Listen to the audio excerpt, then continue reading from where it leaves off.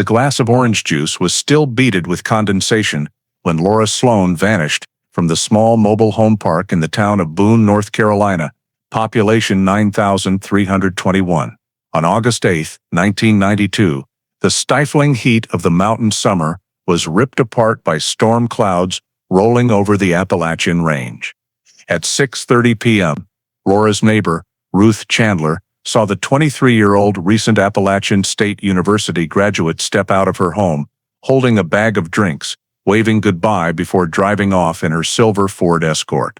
Laura said she would return that evening to watch a movie with her best friend, but her porch light stayed on all night while her small dog, locked in its crate, barked itself hoarse. The next morning, her car was not in the yard, and the house was locked from the outside, as if no one had ever left. What happened in the hours that followed would haunt the town of Boone for nearly 3 decades. Before diving deeper into the story, don't forget to subscribe to the channel and hit the notification bell so you don't miss the latest cases. Boone, North Carolina, summer of 1992. The small college town nestled in the Appalachian Mountains was shrouded in the thin mist, typical of the highlands, where the sound of cicadas and the scent of pine resin blended in the humid air. Boone was quiet and seemingly cut off from the outside world, life here moving slowly with winding dirt roads, mobile homes scattered among the hills, and the bells from the Appalachian State University campus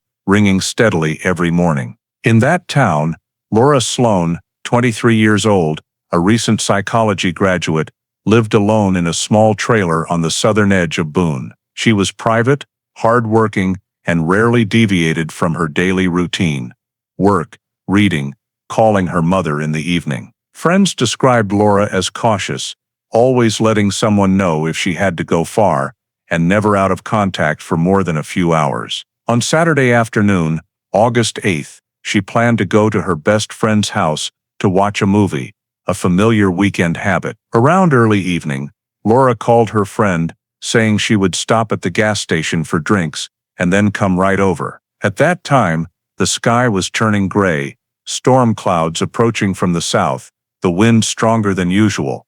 That was the last time her voice was heard. As night fell, her friend waited, but Laura never arrived, calling multiple times with no answer. The phone rang, but no one picked up. At first, she thought Laura might have changed her mind or met someone else, but near midnight, a bad feeling led her to contact Laura's family in Asheville. Her parents immediately set out, driving more than an hour and a half through dark forests and fog to reach Boone. When they arrived, the mobile home park was silent, only the dim yellow porch light casting a faint glow. The front door was locked, windows closed, no signs of disturbance or struggle. The silver Ford Escort that Laura drove to work was no longer in the yard. They called neighbors. No one had seen Laura that day. One said they vaguely heard a car engine starting around dusk, but wasn't sure it was hers. The family split up, driving along the main road, past the gas station and the school area, asking night shift workers, but no one knew anything. Near dawn, they returned, standing on the porch, watching the drizzling rain cover the walkway, streetlights flickering reflections on the water. There were no signs that Laura had left voluntarily, no note or papers left behind. Everything in the house was intact, as if she had just stepped out a few hours earlier.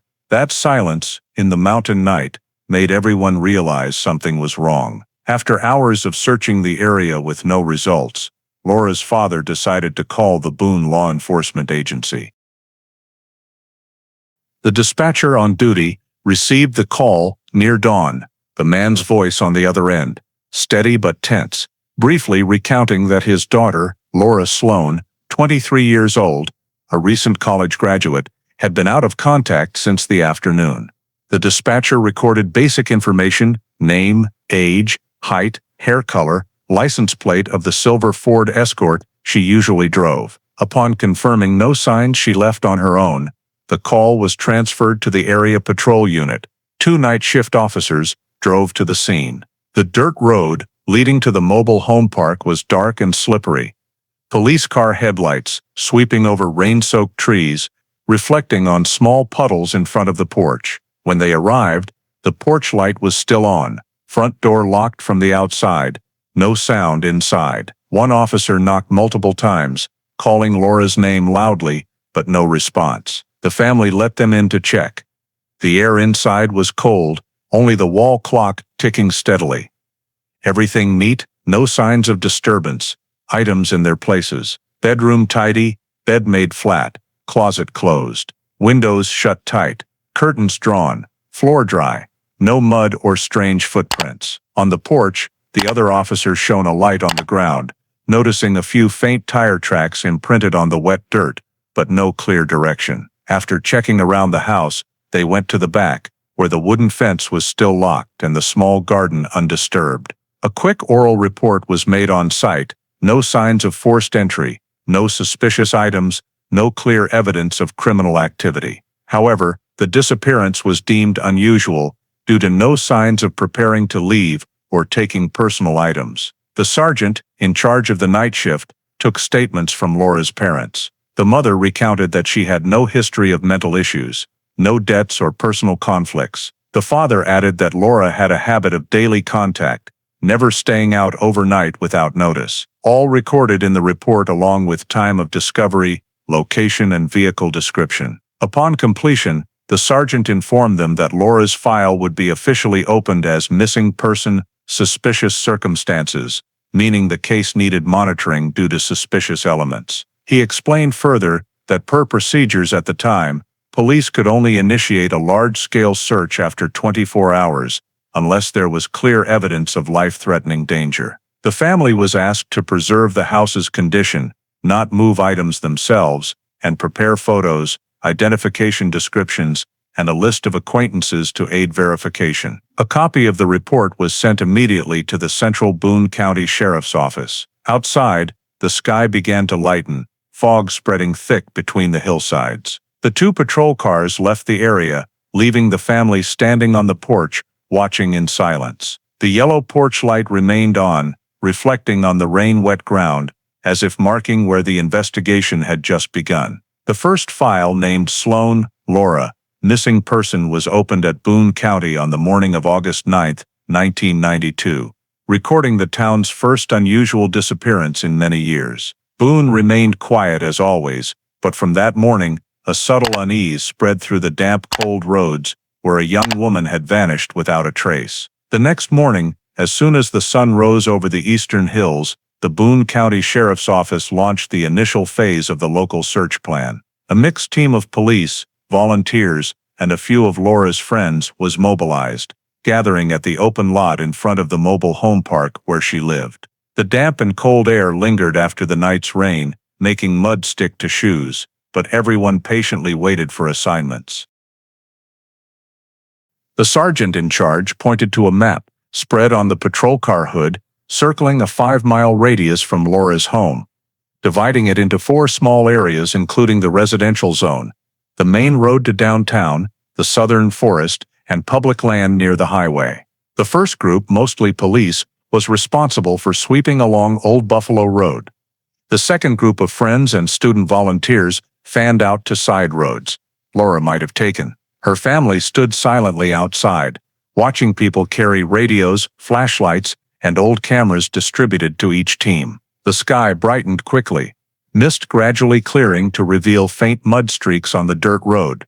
But no one could determine when they appeared. The team searched in silence, calling the victim's name, sometimes only hearing echoes from the distant forest. A small group went to the Blue Ridge gas station, believed to be Laura's last stop. The night shift employee confirmed seeing a brown-haired girl in a light-colored shirt around early evening, stopping to buy a bottle of juice and paying cash. He said she was alone, no strange behavior, but couldn't remember the exact time because it was busy. Police recorded the statement, asked about direction after leaving, but he just shook his head. No surveillance cameras were installed at the station at that time, so time or departing vehicle couldn't be verified. Along roads connecting residential areas to Highway 321, patrol teams checked every segment for skid marks, paint chips, or dropped items from a vehicle, but the rain-slick road had erased any possible traces. Another group walked along the southern fence of the home, discovering faint tire tracks and small skid marks leading to a side road, but unclear which vehicle. They took soil samples, photographed, and noted positions, then continued tracking. By noon, the search expanded further into Pisgah Forest, where many old trails led deep into the Appalachians. The terrain was steep, wet soil and landslides slowing movement. Teams rotated sweeping areas, carefully checking under low tree canopies, rock crevices, or stream banks where water rushed after rain. No one found any of Laura's personal items, no wallet, no papers, no familiar objects friends could recognize. A few volunteers mentioned seeing light-colored fabric caught in grass, but upon check, it was old trash. By afternoon, the entire team returned to the gathering point, tired but with no results. The sergeant compiled the first report: no new physical evidence, no vehicle traces, no determined direction of travel. He marked additional areas on the map for follow-up and emphasized that the first hours after disappearance often determined the chance of finding the victim. Laura's family sat silently by the roadside, eyes toward the winding forest slopes, where late-day sunlight slanted through the trees, reflecting on the rain-wet ground. No one spoke, only the occasional radio static mixed with wind and insect sounds. The first search day ended in vain, and the missing person file was updated with a brief line: no physical or vehicle traces discovered, continue search tomorrow morning. In the following days, rescue teams and volunteers continued sweeping roads connecting Boone to Pisgah Forest, but all efforts halted at muddy slopes and tire tracks erased by night rain. 3 days after the search operation began with no progress, early on the fourth morning, the Boone County Sheriff's Office hotline received a report from the local fire department about a small fire in Pisgah Forest, about 8 miles from the Old Buffalo residential area. The reporter was a ranger who spotted smoke rising from a remote area bordering 2 old trails. The fire team was immediately dispatched, bringing tankers and handheld equipment. When they arrived, the flames were nearly out, only black smoke and a strong burning rubber smell lingering in the air.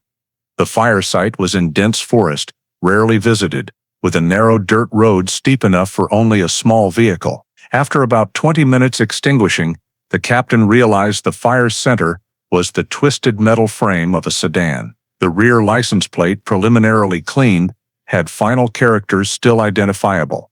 The numbers matched the information for Laura Sloane's silver Ford Escort, stored in the missing person file 3 days prior. The news was relayed to headquarters, and within an hour, the area was sealed off. When Boone County officers arrived at the scene, the car was almost completely burned, only a black iron frame, tires melted into thick plastic streaks on the ground. No traces of the driver or any personal items inside. The interior was incinerated, front seats collapsed, steering wheel deformed, glass shattered. The body showed no signs of heavy impact. No dents from collision or rollover. The surrounding soil was scorched in a circle, indicating the fire started on site rather than sliding from elsewhere. Technicians surveyed the dirt road surface before the vehicle's stopping point, looking for brake marks or skids, but the hard, dry ground showed no sudden braking or obstacles. A few meters from the rear, they found a half-burned aluminum can and a distinct gasoline smell in the air, suggesting the fire might be human-caused. The entire area was marked, limiting a 10-meter radius around the car to avoid disturbance. Upon deeper check, the fire team confirmed no human remains inside or around. They shone lights along the slope, checking the lower water ditch, but found no body traces or remaining fabric. Boone County Police drafted the scene report on site, photographing the entire area, noting geographic position with local coordinates, and time. Fire was fully extinguished. The sergeant in charge directed a call to the office, requesting suspension of all voluntary search activities within a 3-mile radius to shift to investigation. Those present agreed this was no longer a standard missing person case. A car burned in the forest, no occupant, no accident signs, no luggage, no reasonable explanation for the match beyond intentional act. The forensic team began initial evidence collection: a half-burned hand-rolled cigarette near the front wheel, a deformed metal piece suspected to be a photo frame, along with wet soil samples around the burn for chemical analysis. Though high heat destroyed most materials, they noted multiple ignition points, starting simultaneously at front and rear, suggesting artificial accelerant fire. A quick report was sent to the sheriff's office, proposing upgrade from missing person suspicious circumstances to suspicious incident, potential criminal investigation. Laura's family was invited to reconfirm the plate and identifiable features, including a triangular metal badge once hanging from the rearview mirror she often carried. When verified, Sheriff Tom Latham signed the order, transferring the case to formal criminal investigation. The entire scene was handed to the county forensic team, simultaneously notifying the North Carolina State Bureau of Investigation for burn sample analysis. That afternoon, the usually quiet Pisgah Forest became the town's focal point, where a burned-out car frame became the only evidence of a woman who vanished without a trace. Boone, after years without recording any serious crimes, for the first time had to set up barriers around a silent forest patch to investigate the cause of a fire behind which everyone began thinking of something worse than a standard disappearance. That very afternoon, after receiving the official report on the car fire in Pisgah Forest, Sheriff Tom Latham convened an emergency meeting at the Boone County office. He decided to establish a special investigation team, consisting of 3 investigators from the department and 2 forensic technicians dispatched from the North Carolina State Bureau of Investigation for support. The first task was to secure the scene and collect all remaining evidence before weather or people could disturb it. The forest area where the car was discovered was cordoned off with yellow caution tape, limiting a radius of nearly 200 meters around the fire's epicenter.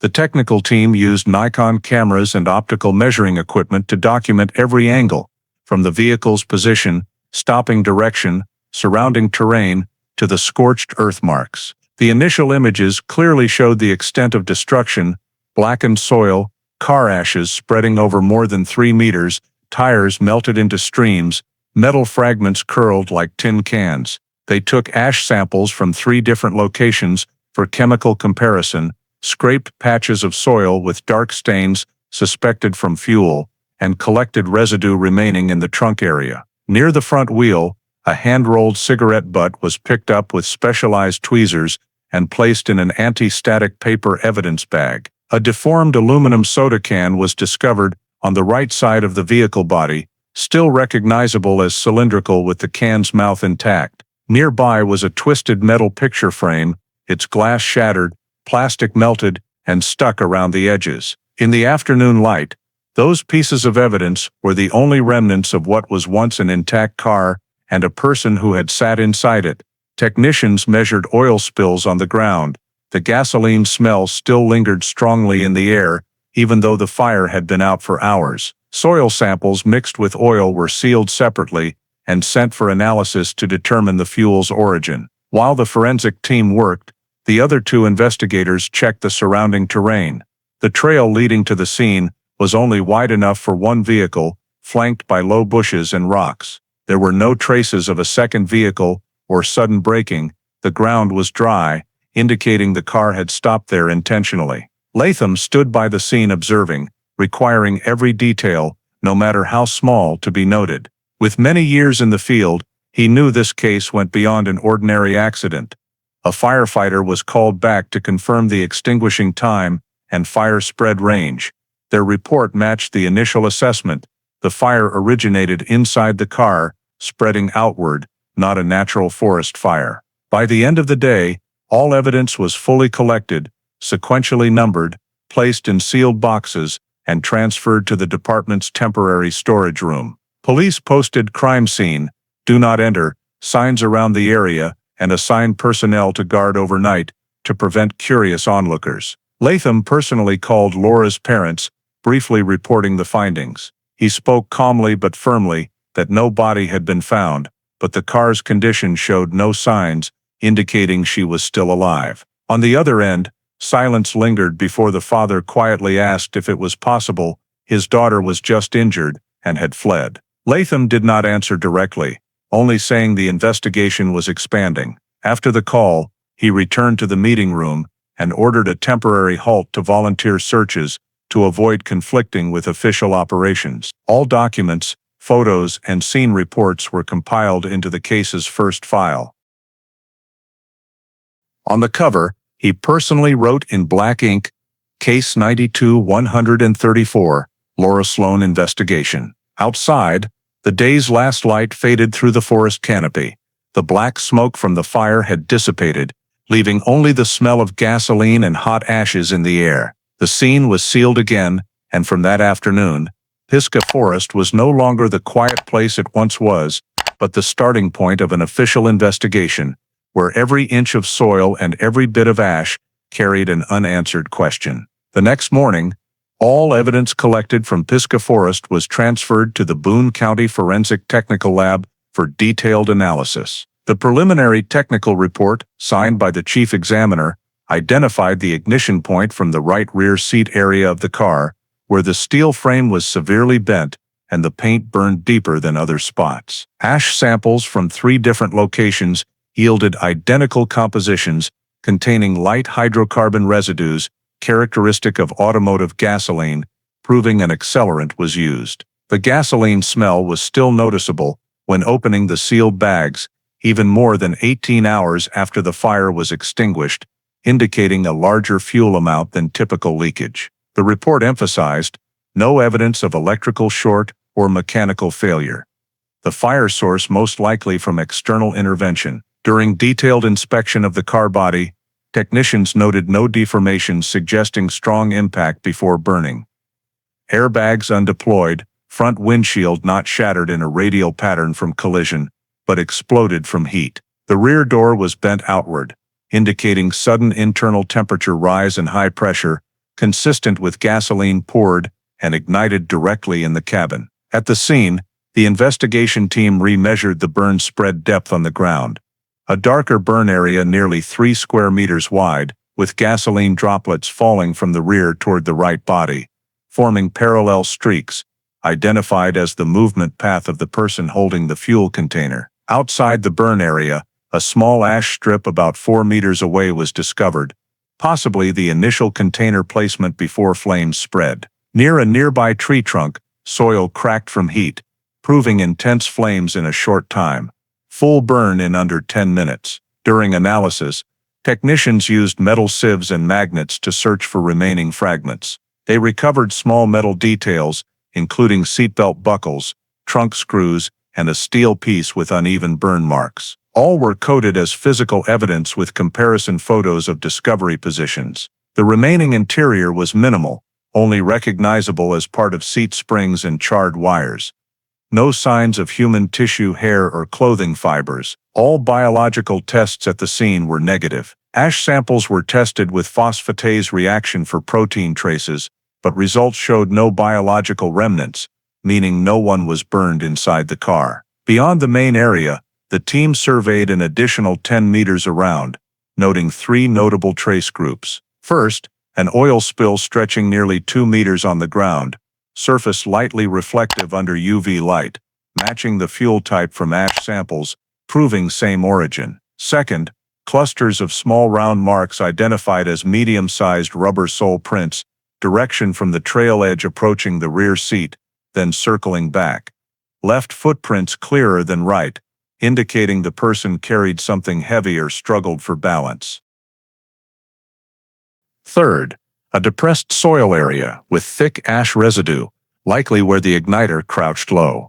These traces were photographed, coordinates marked, and simulated in the scene diagram. Comprehensive analysis indicated the car was torched after fully stopped with no one inside. A significant gasoline amount was poured from the rear, spreading into the rear seat cabin, then ignited directly. No matches, lighters, or other igniters found. The perpetrator likely brought and removed them after. The left front tire still had unburned rubber, helping determine wind direction from west to east that night, explaining rapid flames spread to the right. In the report to Sheriff Latham, the examiner concluded, the fire shows signs of intentional staging aimed at destroying the vehicle and erasing related physical evidence. No signs of victim injury or death in the car. Simultaneously, Field investigators noted surrounding conditions: no second tire tracks, no drag marks, no clear footprints leaving the scene, only faint streaks easily erased by wind. These data led to a preliminary conclusion that the arson was proactive by an individual with basic knowledge of combustibles. By late afternoon, the vehicle burn analysis, Case 92-134 file was completed, including 47 scene photos, one 500-scale map, ash and fuel analysis tables. Documents were filed in the case with final note: fire cause, intentional motive, evidence concealment. When the conclusion reached Sheriff Latham's desk, he reread every line, signed to advance to formal criminal investigation, noting briefly in the margin, "Not an accident. This is conscious action." Outside, sunset fell over Pisgah Forest, where the burned car now left only a black frame and ash streaks on the ground, silently reflecting the day's last light. Immediately after the technical report on the burned car was completed and confirmed signs of intentional concealment, Sheriff Tom Latham ordered expanded investigation, starting with a full search of Laura Sloane's home. On the morning of August 14, 1992, a team of investigators and forensic technicians was sent to the mobile home on Old Buffalo Road, where police had conducted a preliminary check the night of the disappearance, but were not permitted entry. The front door was still locked, key inside, forcing a legal lock break. As the door opened, the air inside was damp and cold, with scents of old wood and lingering paper. Early morning light, through curtain gaps, highlighted floating dust particles. Everything appeared neat at first glance. Chairs in place, small dining table by the kitchen tidy, a few magazines folded neatly on the table. However, small details gradually revealed abnormalities. The phone cord was unplugged from the wall. Jack, the plug end dangling dust on the outlet, showing recent removal before police's first visit. The living room was clean, no fight signs, but the bare kitchen floor drew technicians' attention. Per the mother's statement, Laura usually had 3 small rugs connecting the entry area, but now only one remained, the other 2 missing. They noted it in the record, photographed the bare spots. On the kitchen counter, a glass sat in the table center, half full of cooled water, faint lip print on the rim. Beside it, an open juice carton and an unopened snack pack. The fridge was stocked with food, milk, produce, and breakfast items. No signs Laura packed luggage or prepared to leave, clothes in the closet, shoes neatly by the door, purse on the chair by the bed, wallet and personal papers in the desk drawer, cash intact. The bed was made flat, blanket folded neatly, no disarray. In the bathroom, toothbrush and personal items in familiar order, towel dry on the rack, indicating she hadn't showered or changed before leaving. Police documented every detail, using cameras for panoramic and close-up shots of suspect areas. One investigator used UV light to scan floors for fluids, finding no blood or drag marks. However, along the hallway wall to the bedroom, he found several thin scratches about 20 centimeters long, possibly from metal or shoe scraping. Flake paint samples were taken as evidence, separately numbered. In the living room corner, the phone jack to the external line was unplugged, cord loose, plastic, undamaged by fire or cut. Showing intentional removal, they tested the line signal, confirming normal operation, proving unplugging not from technical failure. On the porch, Laura's rubber slippers were found neatly by the door. Dusty, no recent use signs. Under scene lighting, the home gradually revealed an image of a place abandoned mid-activity, as if the owner stepped out briefly and would return soon. Technicians collected all fingerprints from door handles, table surfaces, and light switches. Most matched Laura's, but a few unknowns from the back door were sealed for later comparison. During inspection, they opened a wooden cabinet by the bedroom, finding an unfinished shopping list clipped with last month's utility bill, showing Laura planned normal daily life. Everything in the home reflected ongoing routine suddenly interrupted. No missing suitcases, no disturbed items, no notes or letters indicating intent to leave. After over 2 hours of search, The team preliminarily concluded in the report, no clear signs of struggle or forced entry. Victim may have left voluntarily or been led away. Home details show no preparation for departure. Unplugged phone cord and missing rugs may relate to concealment.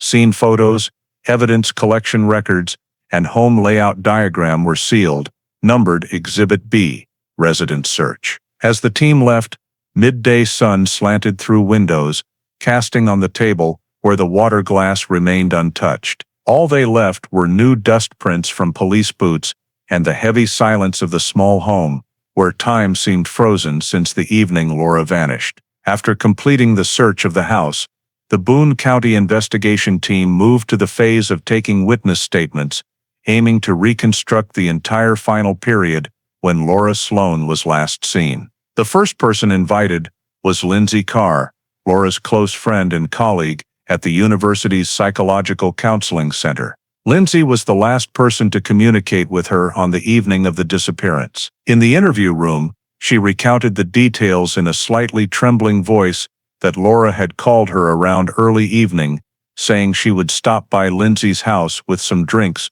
to watch a movie together. Laura's voice was normal, showing no signs of worry or haste. Lindsay clearly remembered her laughing as she said, "Wait for me 15 minutes, okay? I'll just stop at the convenience store to buy some juice, and then come over." The call lasted less than a minute. About half an hour later, Lindsay's phone rang again, displaying Laura's number, but when she picked up, there was only a short connection sound, then silence. No voice, just a few seconds before the call disconnected. She called back multiple times but no one answered. From that point until early the next morning, Laura's phone was completely unreachable. Lindsay stated that Laura was a careful person, always notifying if plans changed, and had never gone out of contact for more than a few hours. The police recorded all call times based on the phone log copy and prepared a detailed statement. Next, the investigators met with Mr. and Mrs. Miller. The elderly couple, living 2 houses away from Laura's, considered her closest neighbors.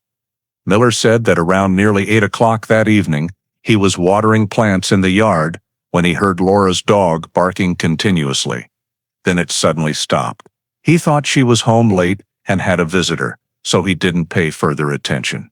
When asked if he heard any unusual noises or saw anyone strange in the area, he said he only heard a small click like a car door closing, then the sound of an engine fading away, but unclear in direction, because it was windy that day. Mrs. Miller added that about an hour later, while preparing for bed, she heard a light sound like footsteps or something falling in the neighboring yard. But when she looked out the window, she only saw Laura's porch light still on and no one appearing. The police recorded the statements, confirming the timeline matched the period Laura was expected to arrive at her friend's house. 2 other neighbors, behind the mobile home area, said they heard no arguments or major disturbances throughout the evening, only remembering a vehicle passing through the area around nearly 9 o'clock. But they couldn't clearly see the make or color because it was dark and the road was obscured by trees. All witnesses affirmed that Laura was not someone who frequently had strangers visit her home. These statements were compiled into a preliminary timeline. Laura's final call, around early evening, strange sounds and dog barking. Shortly after, no one saw her leave the house with anyone else. Initial interview results showed no direct witnesses saw Laura leave the house, no evidence she drove away on her own. The investigation team also went to the convenience store, where Lindsay said Laura planned to stop. The evening shift employee didn't remember exactly, but when shown a photo, he said he might have seen a similar girl buying juice around that time, alone, with no one accompanying her. Since the store didn't have cameras installed at that time, there was no way to confirm accurately. Several of Laura's co-workers were also questioned. They said that in the previous week, she had been coming to work regularly, with no signs of instability, and had even planned to switch to a new job in the fall. No one heard her complain or worry about anything. Summarizing all statements, lead investigator Mark Hanley noted in the report, no witness observed the victim leaving the house, no signs of preparation for voluntary departure, no strangers or attention-drawing behavior in the nearby area. This report was forwarded directly to Sheriff Latham, along with a proposal to expand questioning beyond the residential area to screen those who knew or had contact with Laura recently. When the witness statement session ended, Lindsay remained sitting for quite a while in the waiting room, her eyes blankly staring down at her tightly clasped hands. She whispered that Laura would never leave without telling anyone. She would never leave Peanut alone. That statement was recorded at the end of the report as a witness note. As police left the residential area in the late afternoon, Boone was covered in a thin mist after the rain, yellow lights casting through the trees, making the entire quiet road feel heavy. In the end-of-day report, the investigation team briefly summarized, witness statements reinforced the assessment that the victim disappeared under unusual circumstances, with no one witnessing departure with another person. The time of lost contact coincides with the appearance of strange sounds near the house. Those dry and steady lines closed the initial phase of collecting statements, but also opened another layer of mystery in the unsolved disappearance case. After completing the witness statement phase, the investigation team shifted focus to screening Laura's social relationships in the months leading up to the disappearance. Personal records showed she had a narrow circle of contacts, mainly colleagues and a few close friends. However, among those mentioned, the name Richard Ennis quickly drew attention. Ennis, 25 years old, was an employee at Boone Bowling Alley, where Laura often went to play with friends during her student days. According to Lindsay and some acquaintances, Richard was quite close to Laura, often helping her fix her car or giving her rides home when it got late.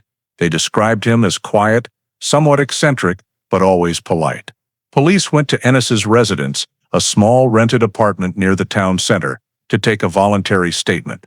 In the first exchange, he appeared cooperative, affirming that he knew Laura and had met her a couple times recently, but when asked about the evening of August 8th, the time she disappeared, his answers contradicted. Initially, Ennis said he was working the evening shift at the bowling alley until nearly midnight, but when police checked with the manager, they found his shift ended before 6 p.m. When questioned again, he changed his story, saying he had stopped by Laura's house around early evening to borrow a music tape, but she wasn't home, and he left immediately. The investigator noted the unusual change in his account. In the first version, Ennis said he hadn't seen her that day. In the next, he affirmed he had stopped by, but didn't meet her. When asked why he didn't say it clearly from the start, he just shrugged and explained. Didn't think it was important. Police asked further if the two had arranged to meet that day. Ennis replied vaguely that Laura had mentioned she would meet someone that evening, probably a friend or acquaintance. However, no witness confirmed Laura ever said she would meet anyone else besides Lindsay. His attitude prompted the investigation team to take note. As in similar disappearance cases, close acquaintances are often the starting point for checks. When requested to provide a blood sample for initial exclusion, Ennis agreed without objection. In 1992, DNA technology was not yet common at the local level, so the lab could only perform the classic ABO blood group test to compare with any biological traces obtained later. The technician took the sample at Boone Memorial Hospital, recording blood type O with results stored in the report. Throughout the questioning, Ennis maintained a calm tone, sometimes forcing a smile, but his eyes always avoided mention of the burned car. When asked if he had heard about the incident, he said he only knew from others and appeared indifferent. It's really strange, but I don't think it has anything to do with me. One investigator noted that he had a few small scratches on his arm, explained as scratched by a cat while cleaning the house. They photographed them and included in the report. Initially, police had no direct evidence to charge, but the contradictions in his statement and close relationship made Ennis someone to monitor. Sheriff Latham ordered a separate file, noting person of interest, Ennis, Richard. The investigators continued checking his work schedule at Boone Bowling Alley. A coworker stated that when she left work around 6 o'clock, Ennis was still there, but when returning after 7 o'clock to get something, his car was gone. This matched the time Laura was believed to have left home. Hanley's summary report stated, "Subject statement inconsistent regarding time leaving workplace. No evidence confirming his whereabouts between 7-9 p.m., the window when the victim was last seen." When asked about his relationship with Laura, Ennis replied that they were just friends, nothing more, but from Lindsay and co-workers' accounts, police knew he had once given Laura a handwritten letter expressing affection that she did not reciprocate. When the investigator mentioned the letter, Ennis paused, then deflected, saying, "That happened a long time ago." He refused to sign the full statement, citing the need to consult a lawyer. The questioning paused in the late afternoon, but his file was retained as the first potential suspect. As he left the police office, Ennis walked quickly, not looking around, his face tense. An officer in the hallway watched and noted in the internal log that subject's demeanor not natural, but still maintained control. The same day, the technical team compared blood groups and noted that Ennis's O result matched a faint trace on an item found in the car, though no specific connection could be determined yet.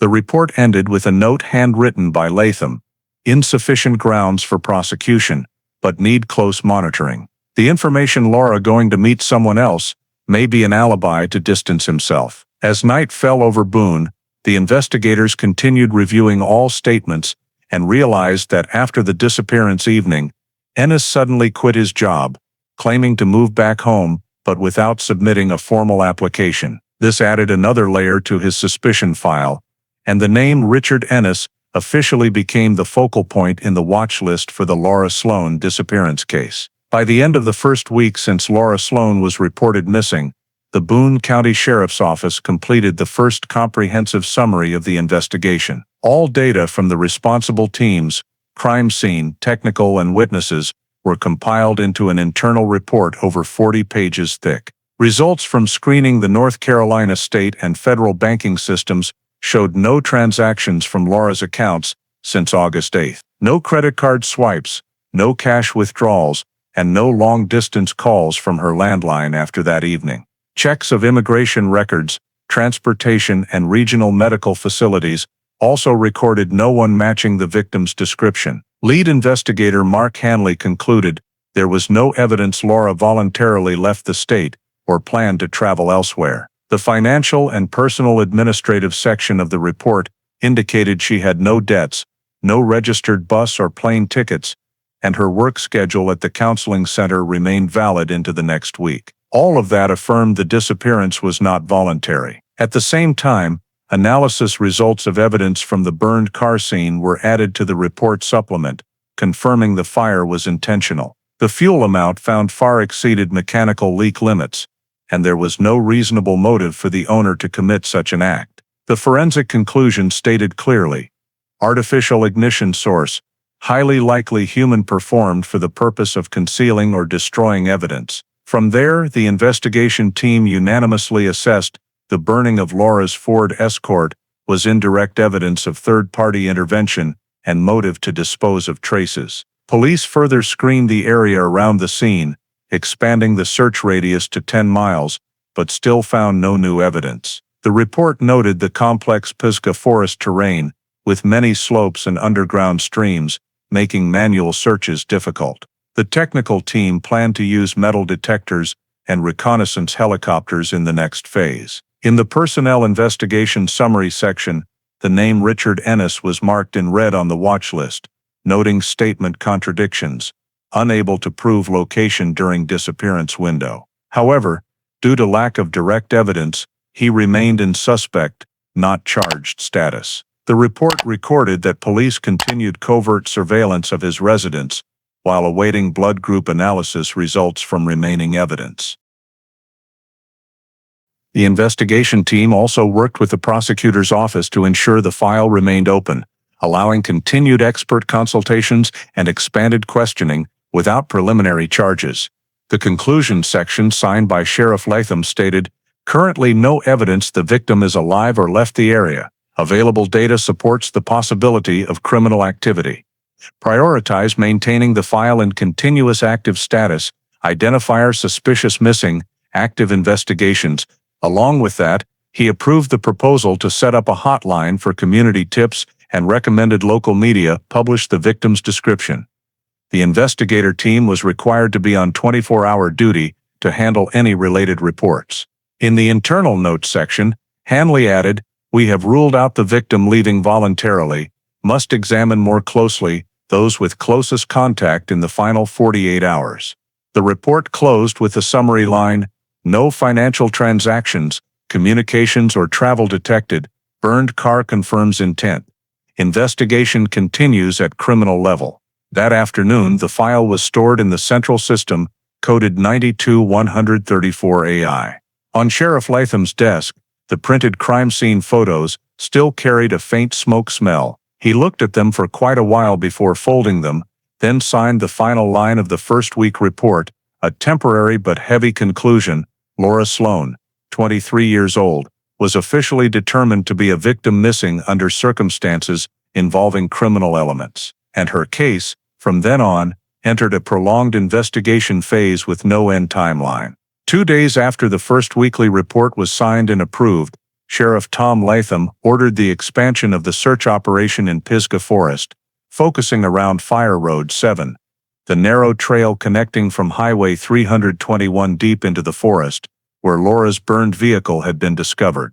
Search and rescue teams were mobilized from 2 neighboring counties, including rangers and a K-9 unit specialized in missing persons. The area was cordoned off and expanded by 5 miles in a semicircular pattern around the central burn site, divided into 8 search grids based on military topographic maps. Preparations began at dawn, with teams carrying metal detectors, magnetometers, and infrared thermal imaging scopes to detect buried objects or items concealed in the thick forest floor. The terrain around Fire Road 7 was rugged, with trees interspersed among rocks and many steep slopes requiring foot travel.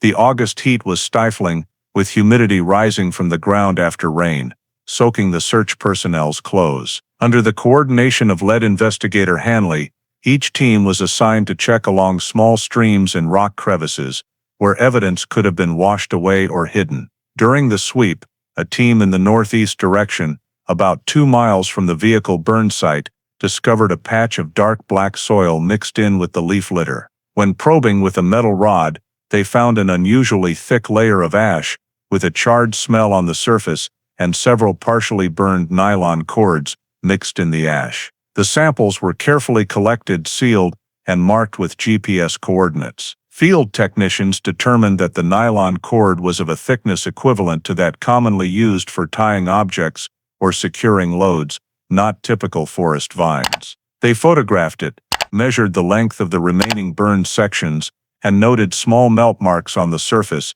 suggesting the cord had been directly exposed to flame.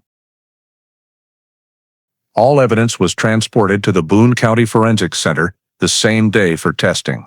Other teams continued expanding the search perimeter, using scent-tracking dogs with clothing from Laura's home, but after many hours, there were no specific reactions.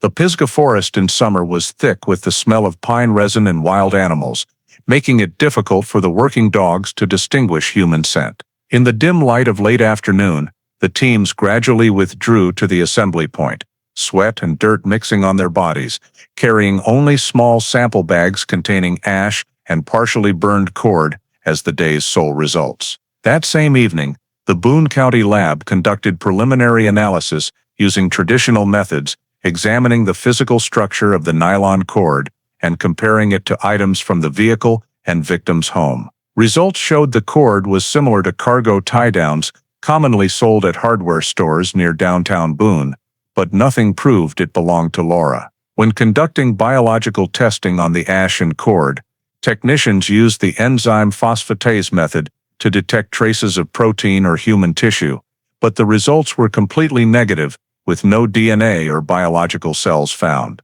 The interim report sent to Sheriff Latham concluded that the evidence showed no biological traces, though the burn source matched the type of fuel similar to that used on the vehicle. The ash contained light hydrocarbons, reinforcing the possibility of the same accelerant.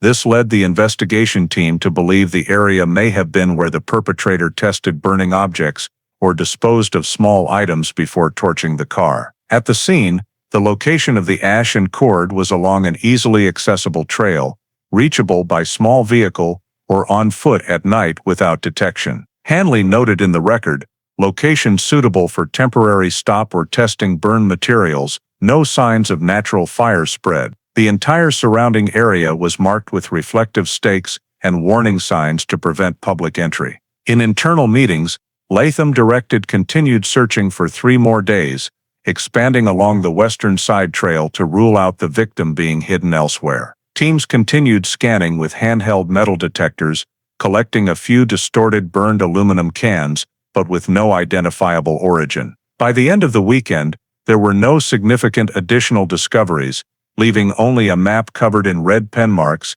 and lengthy technical reports affirming no recoverable human DNA or usable biological traces. Nevertheless, in the summary meeting, Hanley still emphasized that the ash and nylon cord samples indicated deliberate preparation and concealment, proving the person who burned the vehicle had a clear plan. At the end of the second week, Boone County officially opened an additional subfile coded Site B Fire Road 7 Extended, recording the results. Discovery of suspicious ash and burn materials, no DNA traces found. Area under continued monitoring. In the quiet twilight of Pisgah Forest, as the last teams withdrew, the dark ground and lingering smell of smoke remained, like vague remnants of an event that the forest itself seemed unwilling to reveal. While the search teams continued working in the Pisgah area, the Central Investigation Unit at Boone County conducted a deeper review of the backgrounds of individuals connected to Laura, particularly Richard Ennis, the only one with contradictory statements and unable to prove his whereabouts during the time she disappeared. The officer in charge of personnel files, Lieutenant Douglas Reeves, while checking the federal NCIC database, unexpectedly discovered an old record related to Ennis, originating from Georgia, dated 1984. The record showed no active warrant, but the past summary revealed a shocking detail at age 12. Richard Ennis had been arrested and tried in the juvenile court system for murder, the victims being his own biological parents. According to the original file, the incident occurred in a small town in Troup County, Georgia, where local police found the couple John and Martha Ennis shot dead in their home. Richard was arrested the same day, confessed to the act, and was sentenced to a juvenile correction center until age 21. He was released in 1993 after completing his sentence, granted a reintegration file, and relocated to North Carolina under temporary supervision. This explained his appearance in Boone from the early 1990s. However, since records from that era were not fully digitized, his name was not in directly accessible criminal history lists, and only Reeves' manual search of old federal files uncovered this information. The internal report sent to Sheriff Latham described the old case in a few brief lines, but enough to somber the meeting room atmosphere. Subject: Ennis Richard D. Juvenile conviction, double homicide. Georgia, 1984. Released, 1993. No active warrant. Upon reading it, Latham looked up at Hanley and asked quietly, "So he killed someone before?" Hanley nodded, saying the charge was classified as dangerous juvenile behavior, and upon reaching adulthood, the file was sealed, only accessible for criminal investigation reasons. This discovery did not mean Ennis committed a new crime, but it completely changed the entire case picture. A person who once killed his parents with a gun, and now the last one to see Laura before her disappearance.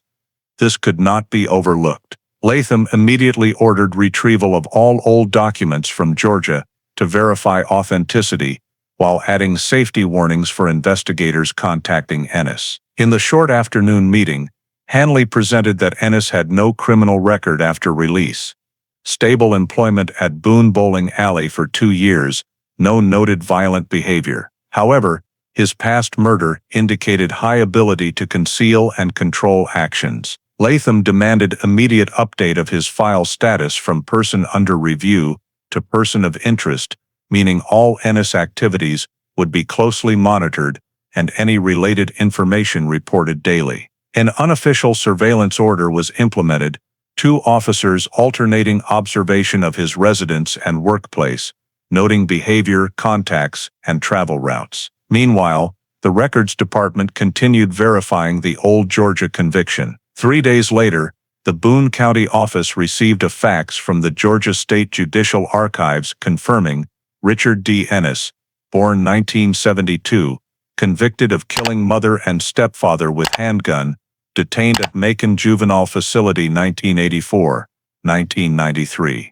Released upon meeting rehabilitation conditions. Accompanying documents included a psychological summary from the trial time, describing him as having quiet tendencies, low emotional expression, high self-control, but latent violent behavior. Hanley finished reading and only sighed softly. A guy who killed his parents, and no one here knew anything. Latham responded gravely, and now he's the last one who talked to the missing girl. Everyone understood that without direct evidence, this connection could not be random coincidence. In the internal memo to the prosecutor's office, Latham clearly noted, additional information shows suspect has murder conviction, though no longer legally prosecutable, but increases risk level related to disappearance. Recommend continued monitoring at high alert. Ennis at that time continued normal activities, going to work and maintaining a calm demeanor.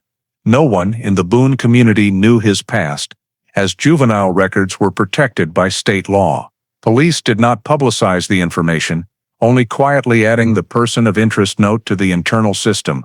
That night, as Hanley left the office, he stood before the investigation board with photos of the scene, next to an old ID photo of Ennis with empty, cold eyes. Below the photo, a new scrawled line from Latham, "He did something terrible once, and if he did it again, this could be the second time." Richard Ennis's updated background was officially added to the Laura Sloane case file, like the first dark piece in the puzzle, gradually forming around the young woman's disappearance in Boone, North Carolina. After Richard Ennis's background file was confirmed, and the past criminal information officially entered the internal system, Sheriff Tom Latham ordered a second interrogation to clarify previous contradictions. The interrogation was held on the morning of August 19, 1992, at the Boone County Sheriff's Office, with lead investigator Mark Hanley present and the county public defender as required. Ennis was summoned as a cooperating witness, not an official suspect,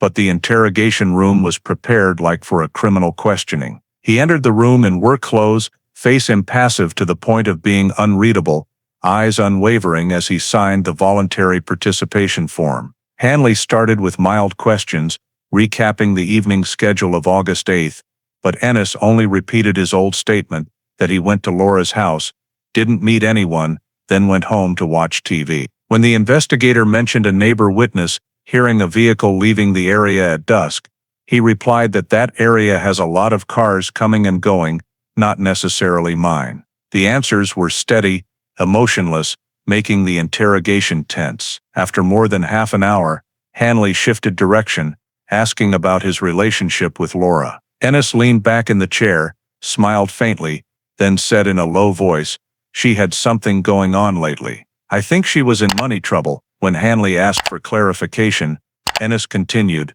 "She had an acquaintance doing some cash deals, said it was small investments. I just heard about it." The statement made the investigators exchange glances. He spoke slowly, as if weighing each word. "I don't know exactly, but she once asked me to drive her to meet someone in Hickory, to pick up some money, a few $100, maybe personal business." When Hanley asked if he had evidence, or the person's name, Ennis just shook his head. "No, I didn't want to get involved. I just thought police should know that." The entire statement was recorded and transcribed, but cross-checking with financial records found no verifying evidence. Laura's bank account had no unusual transactions, and none of her friends knew about any cash deals, Ennis mentioned. Hanley noted in the record, statement aimed at misdirection or creating false leads. No basis for verification. When asked further about leaving Boone Bowling Alley early on the night of the disappearance, Ennis said he felt unwell, asked to leave early, but forgot to tell the manager. This answer contradicted his first statement, when he said he stayed until midnight. When Hanley pointed out the inconsistency, Ennis shrugged. I misremembered, no big deal. The investigator changed tone, asking why he never followed up or helped search for Laura after learning she was missing. He replied curtly. I thought she left on her own. She was tired of Boone. Throughout, his face never changed, except for one pause when Hanley asked if he ever got angry at Laura or felt insulted. He looked straight, eyes cold, and answered, I don't get angry at anyone, but people sometimes don't know they're hurting others. That sentence was recorded verbatim. After nearly 2 hours, the interrogation ended without new evidence.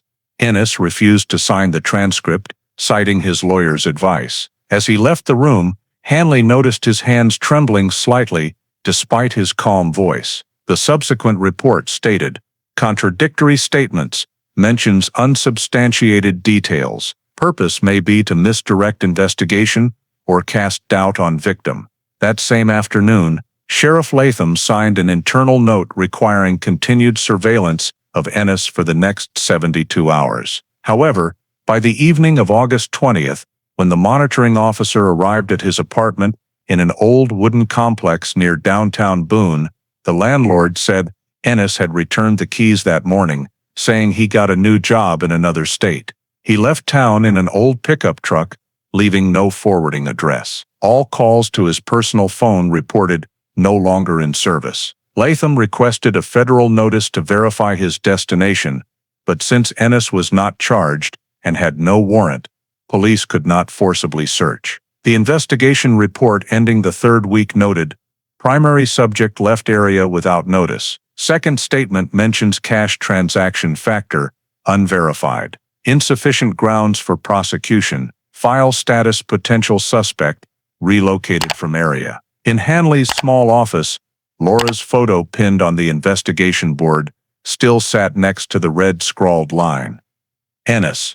Open surveillance. But from that day, no one in Boone ever saw Richard Ennis again. After Richard Ennis left Boone and the investigation entered a period of temporary lull, the Boone County Forensic Technical Room continued to process the remaining evidence items in a final effort to find additional scientific data before the case had to be moved to a waiting status. However, it was precisely during this phase that errors in the evidence storage process began to reveal themselves. Most of the samples collected from the fire scene, including ash, soil, partially burned nylon cord, and a hand-rolled cigarette butt, were stored in thin craft paper bags without moisture-proof lining, instead of specialized airtight bags. Due to the high humidity summer climate in the mountainous Boone area, these paper bags, after a long period of sealing in the temporary storage, absorbed moisture, became soft and deformed, causing some of the ash and soil samples to become contaminated and lose their value for accurate analysis. When the technical team opened the bags for inspection, they noticed a strong odor and a thin layer of mold appearing at the bottom of the bags. The ash particles had clumped together, some samples had formed small lumps that could not be separated. The internal report clearly stated, deviation in storage conditions, samples no longer ensure original integrity. At the same time, the partially burned nylon cord sample had undergone strong oxidation. The fibers had rotted and crumbled when handled. Storing it in paper bags instead of insulated containers allowed the plastic material to be affected by humidity, losing its original structure. The only sample that remained relatively intact was the cigarette butt, but the outer paper layer had cracked, the filter was yellowed, and the surface was covered with yeast. When the technician proceeded to separate the sample for biological testing, they had to use manual mechanical methods, which were very likely to damage the evidence. In 1992, DNA analysis technology was not yet widely applied at the county level. Forensic labs only had the capability to test ABO blood groups and red blood cell enzymes using immunological methods. For samples that had been through fire or contaminated, the results were almost meaningless. The final forensic report, signed and confirmed by the head of the technical room, clearly stated, "No identifiable biological traces detected. Insufficient genetic material to proceed with DNA comparison." The supplementary test using phosphatase reagent also yielded negative results, indicating no human proteins present in the burned samples. All the data obtained was limited to physical analysis. The ash contained light hydrocarbons, proving the presence of an accelerant, and the nylon fibers had been burned at high temperature. These conclusions, while confirming the element of evidence destruction, held no value for personal identification, preventing the investigation from advancing further.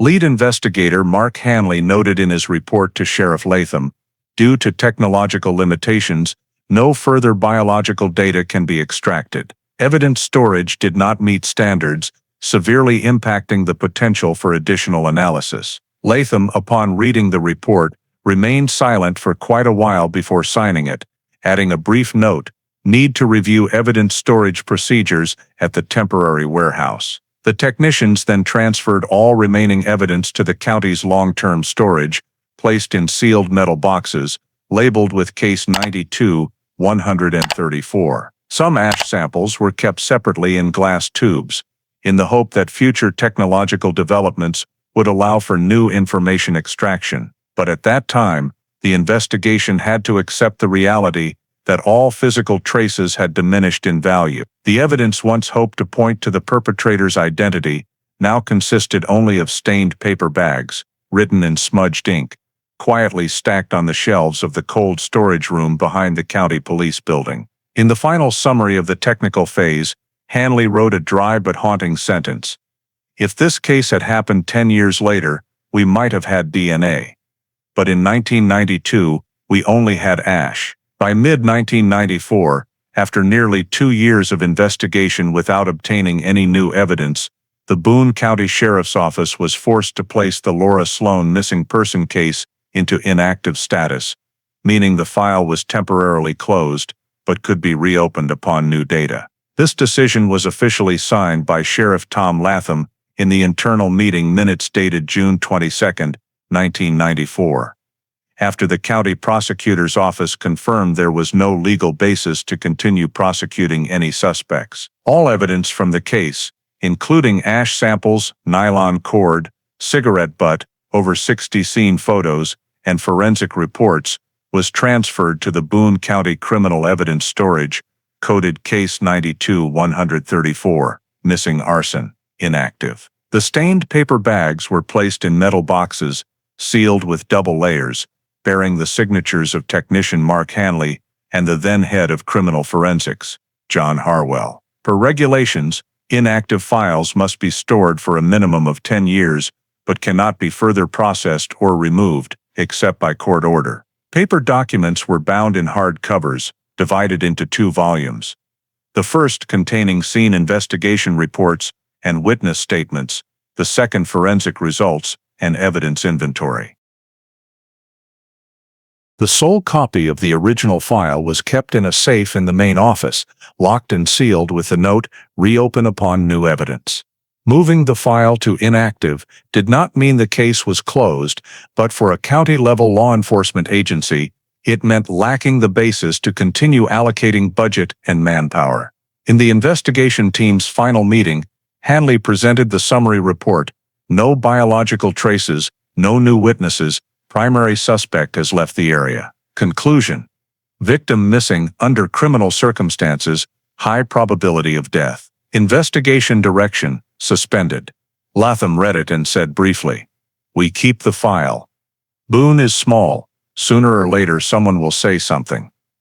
But after that statement, the Laura Sloane case gradually disappeared from weekly meetings. Her name was removed from the active missing persons list on the North Carolina State Tracking Board, existing only in old data entries marked with a gray M symbol. Those who had participated in the case were reassigned to other duties, and Hanley was transferred to the State Bureau of Investigation. The room once used as the Case Coordination Center was cleared out, the photo pinboard taken down, leaving only old tape marks on the wall. In the basement storage of the county police building, evidence boxes from numerous cases lined the metal shelves, numbered by year. Laura's box was in the 3rd slot.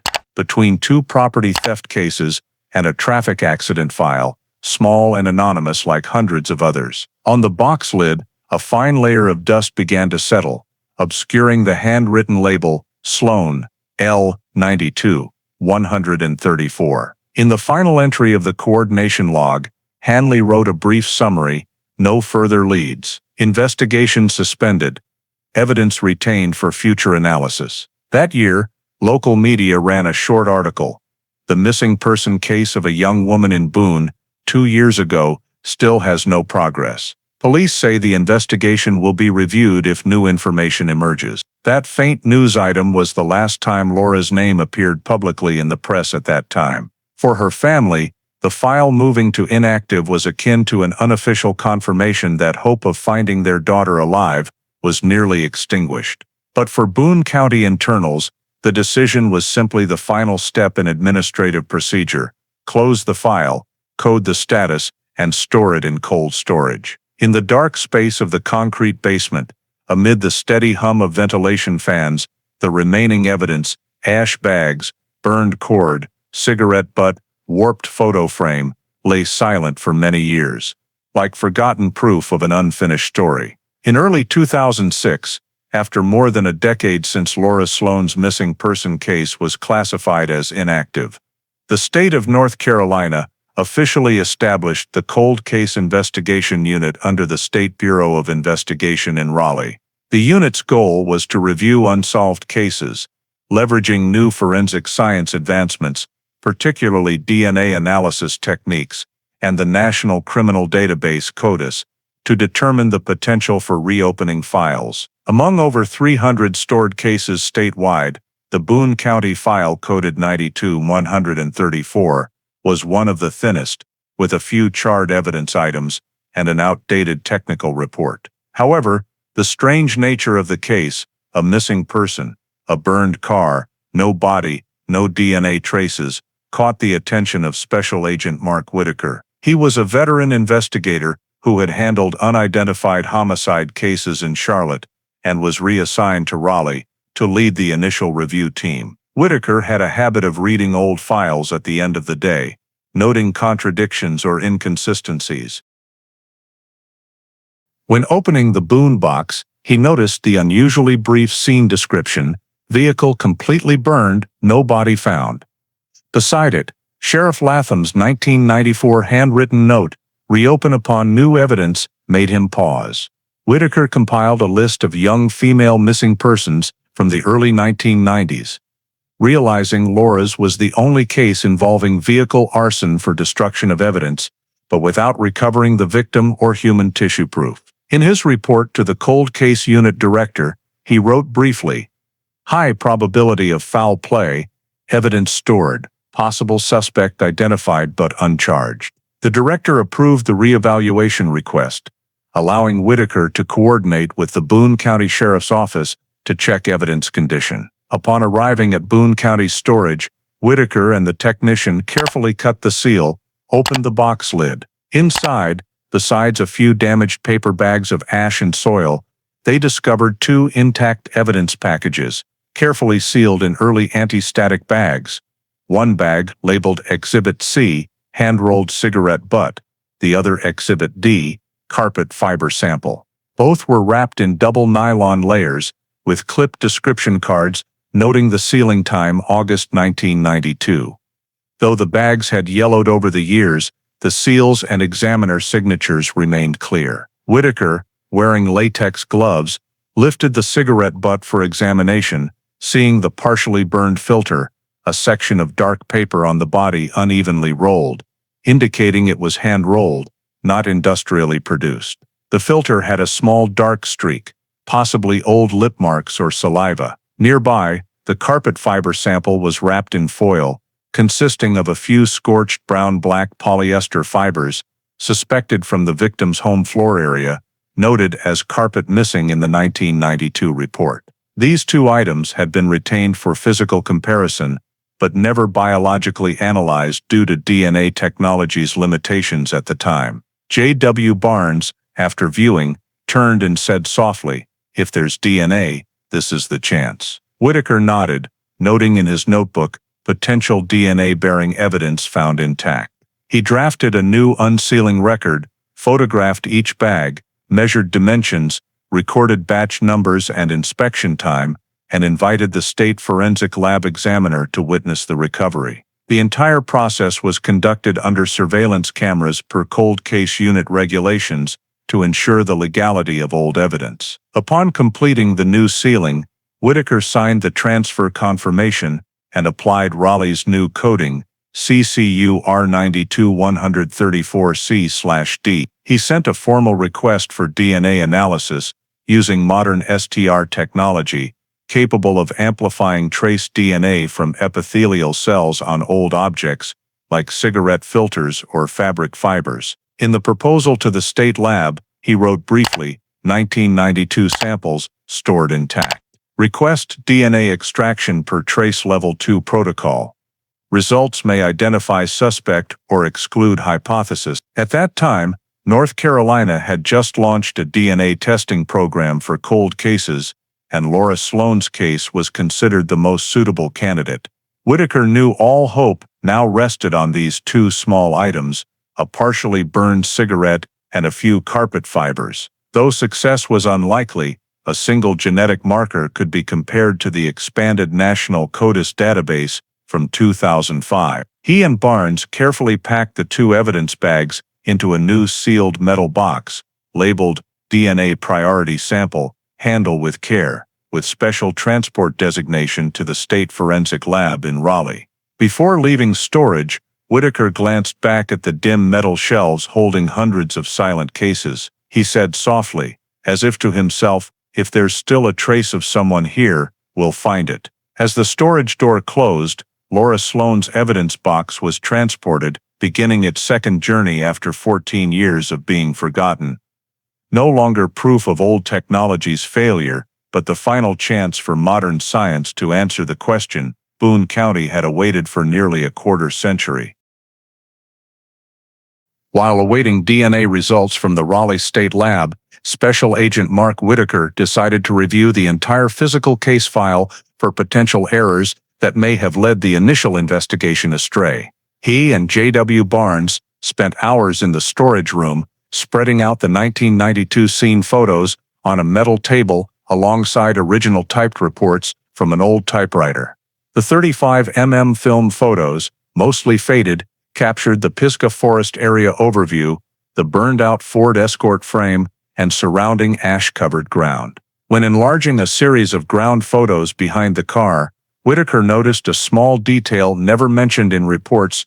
On the soil was a long sliding mark, slightly curved, extending from the right side of the car toward nearby bushes. In the original record, the scene description briefly stated, "No tire tracks, no brake marks, no dragged objects." He squinted, using a magnifying glass on the faint slide mark, realizing the soil there was differently colored, seemingly compressed by a heavy object dragged over. "Look at this," Whitaker pointed to Barnes.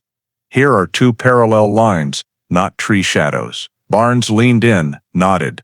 They opened more photos from different angles, seeing the slide marks more clearly, extending about 2 meters before disappearing into shaded area. They roughly measured via photo scale and calculated the mark was less than a yard from the car tail, matching the scene map's point C behind car. Strangely, no corresponding item in the evidence inventory. Whitaker flipped through technician Mark Hanley's 1992 handwritten report pages and found the description, "Small soil slide mark, unclear cause," crossed out and replaced with "ignore," due to rain erosion.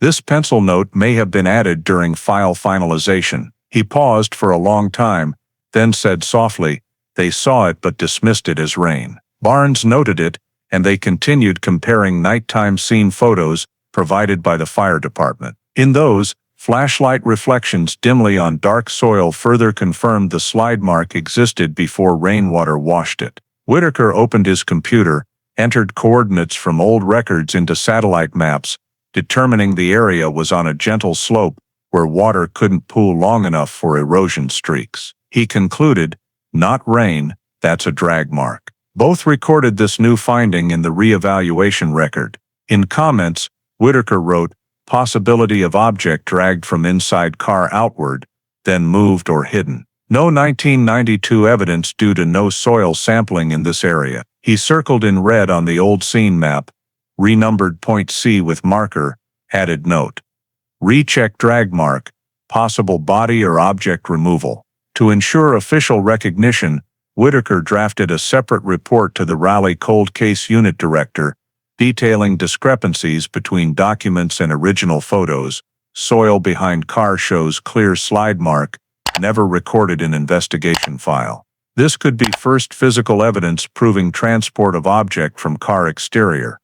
The report also noted that per modern procedures, such slide marks must have soil sampled for fibers, cells, or trace blood. However, due to equipment shortages at the time, the scene was processed superficially. Barnes, after checking more photos, discovered at the slide mark's outer edge a darker streak resembling a shoe or sandal heel. He used enlargement software, but the image was too blurry for pattern determination. Nonetheless, Whitaker noted potential footprint, right side, pattern indeterminate. Upon completing the record, he folded the old file, stared at the burned car photo for a long while. This error stopped everything for 14 years, he said. They thought they checked thoroughly but missed the most important detail. In that day's investigation log, Whitaker handwritten, 1992 procedural error, failure to identify drag and footprint behind car. Supplementary finding confirms object movement from scene. Proposed resurvey of Point C area. The report was sent with newly scanned photos from original film, plus final assessment. High possibility victim or related object dragged from car before vehicle arson. Reason for old file exclusion, mistaken rain impact judgment. When finished, Whitaker placed the last photo, the blackened car in Pisgah Forest, atop the file stack, then closed it. In the quiet room with only computer fan hum, he said softly, as if to those who erred, not rain, but a person, someone dragged something away from here, and we missed it for over a dozen years. Approximately 3 weeks after discovering the oversight in the crime scene photos, in early April 2006, Special Agent Mark Whitaker received a call from the North Carolina State Crime Lab in Raleigh. The voice of Dr. Sarah Conway, the lab director, came through steadily on the phone, but made him stand up abruptly. We have the results. The DNA sample from the cigarette filter matches perfectly with the profile stored in the CODIS system. Subject Richard D. Ennis.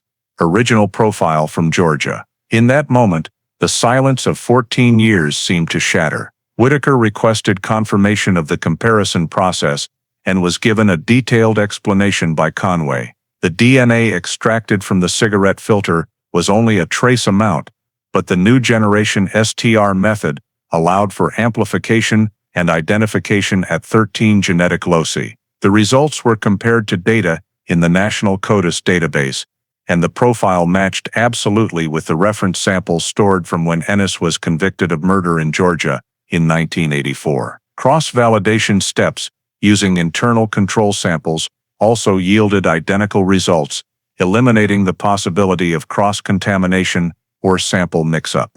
We ran it twice. The error rate is 0, Conway said. Whitaker quickly jotted down in his notebook, each line clear, DNA match confirmed.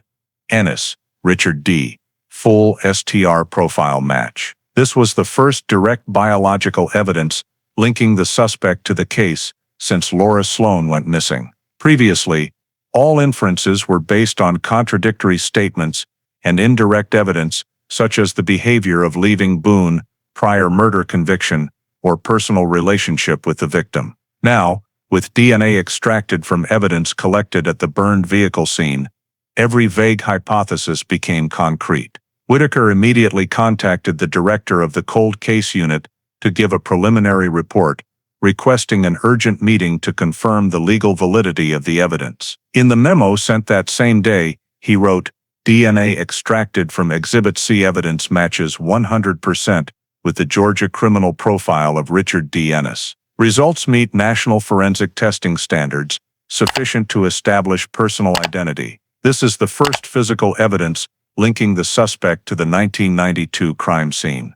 The report attached a copy of the STR chart, clearly noting locus codes, allele values, and a coincidence probability index of 1 in 4.8 billion. In Raleigh, the crime lab director confirmed in writing that the analysis process complied with ISO standards, qualifying it for use as criminal evidence. When J.W. Barnes received the news, he stood frozen in his office, uttering only one sentence, "We've got him." Whitaker replied gravely, 14 years, just one cell. That same afternoon, he returned to Boone to inform the current sheriff of the county, who had recently replaced Latham. In the small meeting room, Whitaker presented the entire chain of events again, from discovering the still-sealed evidence, the DNA testing process, to the comparison with the Georgia criminal profile. The investigators in the room fell silent as he projected the DNA chart image onto the screen, 2 rows of numbers matching perfectly. "This is no longer suspicion," he said. "This is a direct link between Richard Ennis and the burned vehicle scene where Laura Sloane disappeared." A young officer asked, "Could the cigarette have been dropped there before the incident?" Whitaker answered firmly, "No. The sample was collected right at the edge of the tire, within the fire's range. That position could only appear at the time the vehicle was set on fire. And Ennis had no reason to be there unless he was the one who brought the vehicle." The summary report sent back to Raleigh affirmed the DNA evidence was sufficient to fully restore the criminal investigation status. The cold case unit recommended escalating the case to state level, issuing witness summonses and tracking Ennis's whereabouts. In the National Criminal Database, his most recent registered address was in Virginia, where he obtained a driver's license in 2001 under his real name. Whitaker assessed that he had not changed his identity, indicating confidence that the Boone incident had been buried forever. But now, the tiny cigarette filter, evidence once deemed worthless, had become the direct bridge pulling him back to the crime scene. In his work log, Whitaker wrote a brief line, "DNA definitive link established.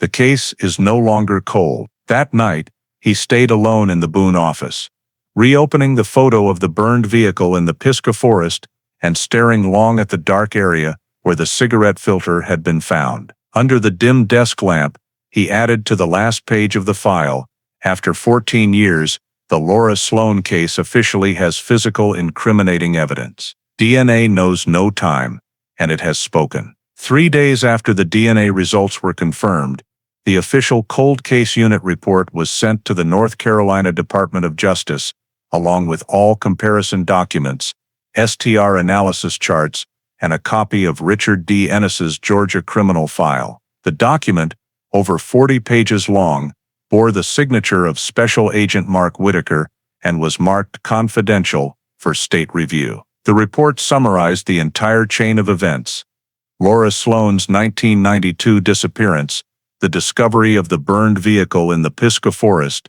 the initial investigation stalled due to technical limitations, and the new DNA evidence confirming Ennis's presence at the scene. The conclusion section stated clearly, biological evidence recovered from the vehicle fire scene range, sealed intact, was tested using 2006 STR technology. Results match completely with the national stored DNA sample of Richard D. Ennis. Statistical probability of exclusion, 1/4 billion. This is undeniable physical evidence. The report was forwarded to the State Attorney General's office with an official recommendation, recommend the Department of Justice authorize reactivation of Case File 92-134 under active criminal investigation status, designating Special Agent Mark Whitaker as lead investigator. Within less than a week, a response document was sent back from Raleigh.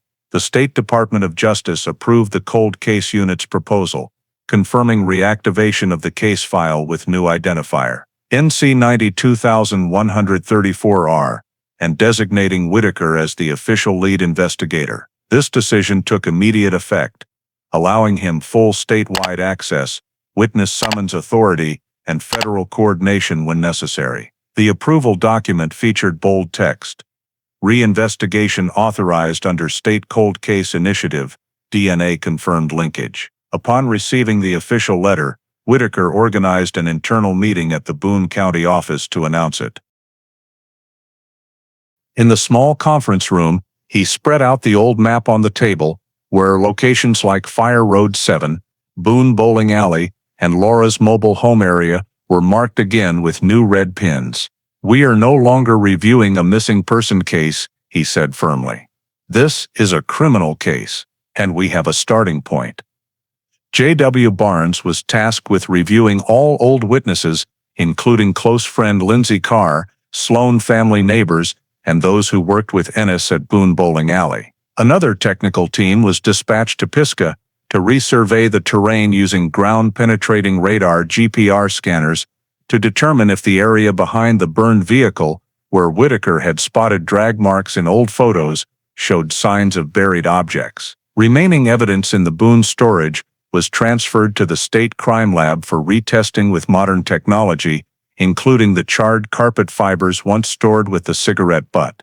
Whitaker requested a full review of all unsolved missing persons reports around 1990-1995 in adjacent counties to detect possible pattern matches. He also contacted the Georgia Department of Justice to obtain detailed 1984 conviction records for Ennis, particularly psychological profiles and confession statements. One part noted that he carried out the act with complete emotional control, showing no signs of panic, which made Whitaker even more convinced that the Boone incident was not impulsive but calculated. In Raleigh, the cold case unit broadcast internally to all state law enforcement agencies that case 92134 had been reactivated. A memo was sent to all local police departments.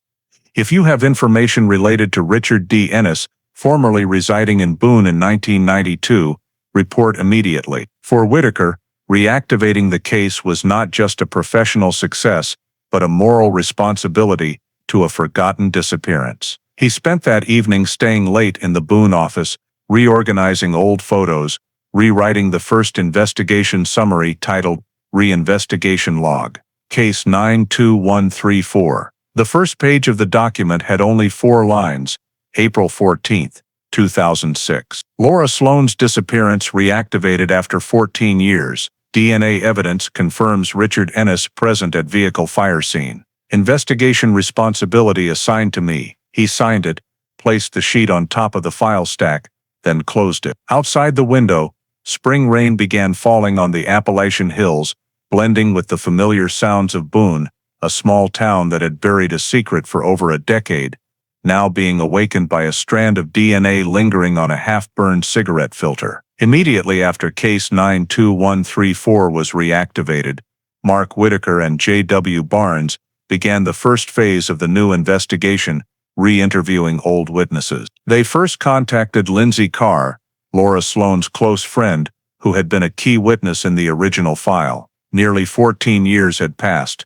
Lindsay was now a psychological therapy assistant in Asheville, but memories of the night Laura disappeared remained vivid. In the small room, the dim light from the recorder reflected on the wooden table as Whitaker asked again about the final phone call. Lindsay recounted that evening, around 6 o'clock, Laura said she was stopping at a small grocery store for drinks and would then come to her house. She sounded very happy, nothing unusual. But around 7, I got a call that rang for a few seconds, then went silent. I said, "Laura?" But no one answered. Whitaker asked her to recall details about the call, background sounds, voices or noises. Lindsay remembered a very faint rustling, like fabric rubbing against the phone. Then the signal cut off. When Whitaker showed her a copy of the old transcript, Lindsay realized her 1992 statement had omitted that part. She shook her head slightly. "I did mention that sound, but they said it wasn't important." Whitaker noted it down, as it could be the moment Laura was subdued. He asked more about the relationship between Laura and Richard Ennis. Lindsay said, Laura saw him only as a friend, someone who had helped fix her washing machine and sometimes went bowling together. He seemed nice.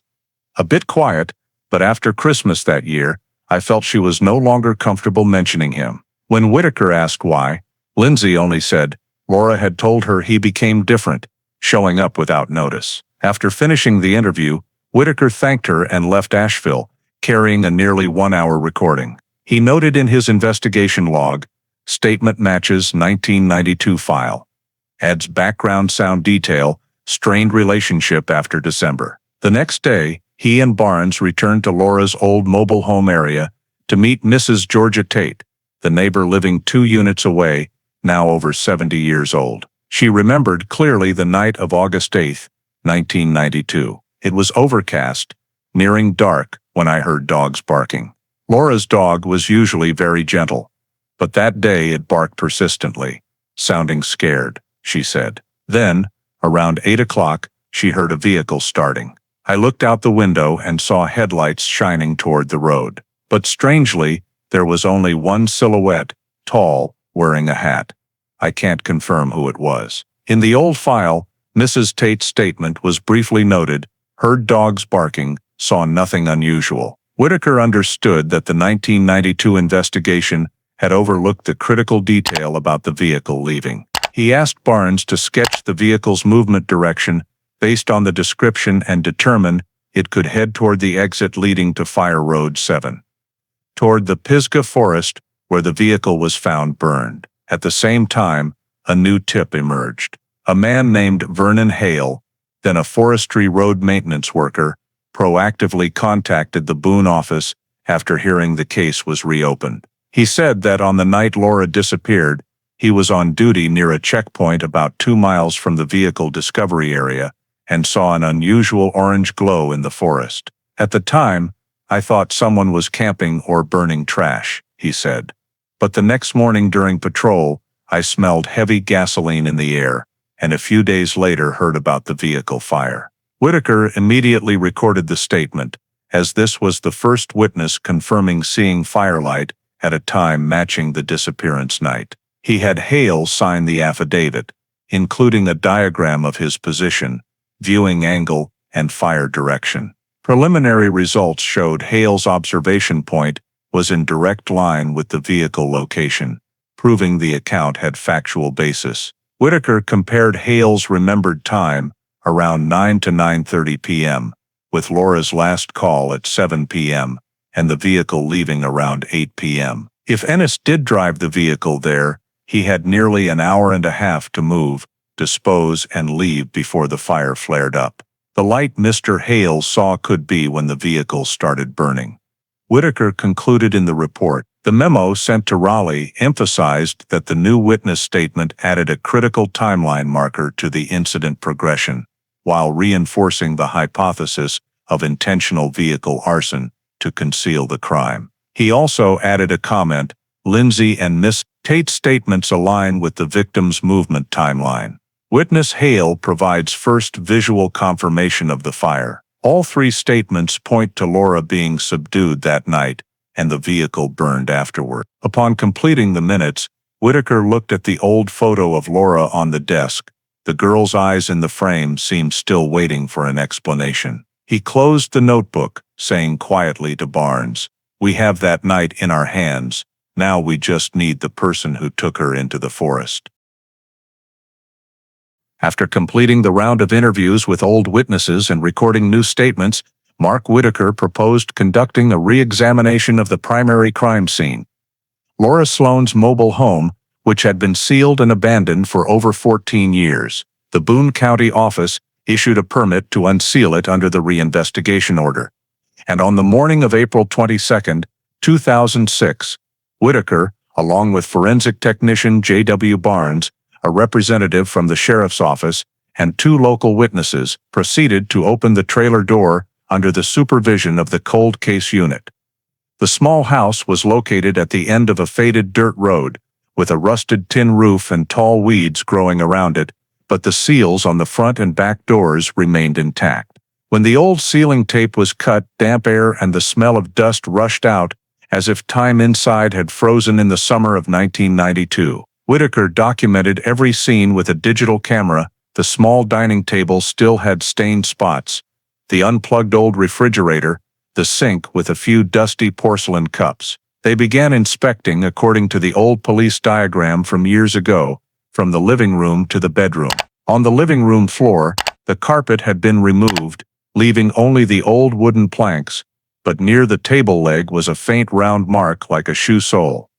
Whitaker bent down, shining a light at an angle, and noticed the faint pattern was still there. He asked Barnes to measure and take close-up photos, then used forensic tape to collect dust samples from the grooves. It could be an old shoe print, but it could also be one he left behind, Whitaker said quietly. Barnes compared the measurements and confirmed the size was approximately 9, common for men, matching the measurements in the prisoner file of Richard Ennis, provided by the cold case unit. Meanwhile, in the hallway area leading to the bedroom, another discovery made the group pause. Whitaker, while shining the light along the wall edge, noticed a small glistening strand caught in the gap of a broken electrical outlet. He carefully extracted it with specialized tweezers.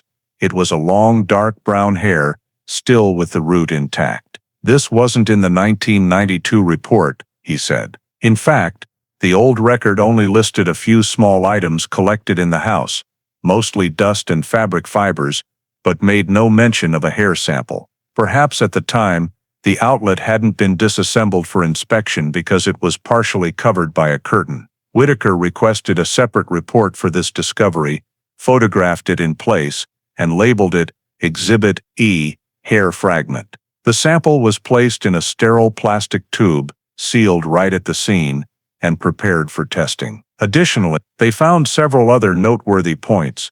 The phone cord completely pulled out of the wall, with small scratches at the outlet position. A wooden closet with one drawer off its hinge, inside which a few moldy paper scraps fell out, seemingly the remnants of a convenience store receipt, with the faint text. June 9, 1992.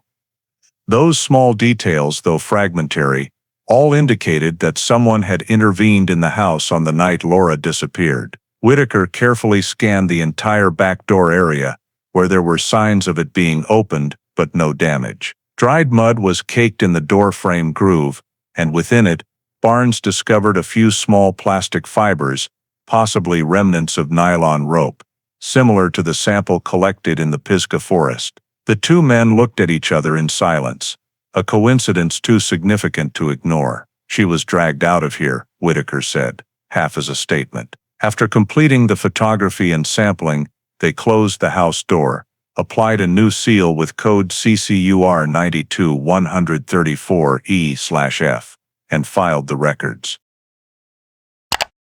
Whitaker prepared a summary report sent to Raleigh that same day, noting clearly, re-examination of the victim's residence scene reveals physical evidence not previously recorded in the 1992 file. Discovery of male size 9 shoe print in living room, long brown hair in bedroom, electrical outlet, nylon rope traces at back door. All three consistent with hypothesis of restraint and removal of victim. Recommend DNA analysis on hair and comparison of shoe dust with old evidence database. On the way back to the car, Whitaker sat quietly for a moment, looking through the window at the darkened small house. It's all still there, just waiting for someone patient enough to look closer, he said. For him, that day's examination was not merely procedural, it marked the first time since 1992 that the house had become a living crime scene again, where every small trace was beginning to retell the story that time had tried to conceal.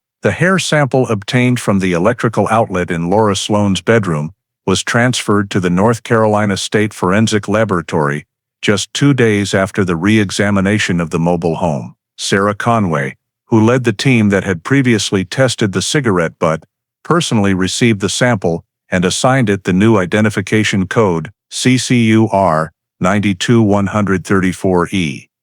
Initial microscopic observation confirmed the hair was medium length with an intact root, suitable for nuclear DNA extraction.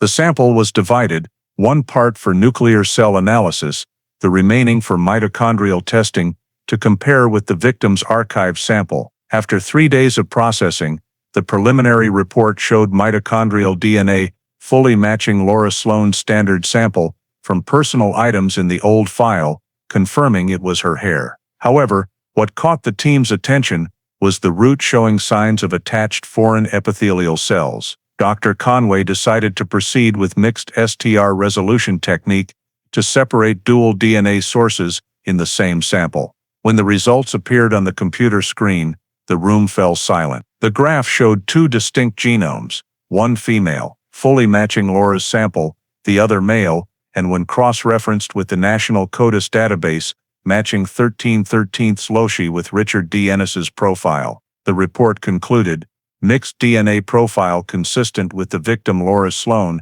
and suspect Richard D. Ennis. Statistical probability of random match less than 1 in 1.2 billion. Whitaker received a call from Conway the next morning. She spoke briefly, her voice steady but weighty. "We've confirmed it. Ennis's DNA is on Laura's hair sample. That means he was inside the house." Whitaker jotted it down quickly in his notebook, then fell silent for a long time. This evidence not only reinforced the prior cigarette butt results, proving Ennis's presence at the burned car scene, but directly confirmed he had been inside the victim's mobile home, considered the starting point of the disappearance. He immediately requested a full forensic report to supplement the reinvestigation file. In the summary sent to the State Department of Justice, Whitaker wrote, "Mixed DNA evidence from hair collected at in-home scene confirms suspect Ennis's presence. Results highly probative, conducted under new generation STR standards." This is the second biological evidence directly linking suspect to the case. J.W. Barnes, upon viewing the analysis graph, said only one sentence, "No more denying it." Whitaker nodded, knowing this had completely changed the case's nature. In 1992, Ennis had claimed he only met Laura in the afternoon and left early, never returning. His DNA appearing on an item inside the house, moreover in a location like the outlet, clearly not casual contact, meant his old statement was a lie. Whitaker reviewed old scene photos and noted the outlet was near the bed corner, exactly where, according to Lindsay, Laura often sat to make phone calls, possibly during a struggle or restraint. Part of her hair was pulled and stuck there, and if Ennis's cells were on the root, it proved direct physical contact between him and the victim. In the forensic report sent from Raleigh, Dr. Conway's final assessment stated clearly, presence of suspect DNA in hair sample indicates close physical interaction, likely during altercation. No signs of sample contamination.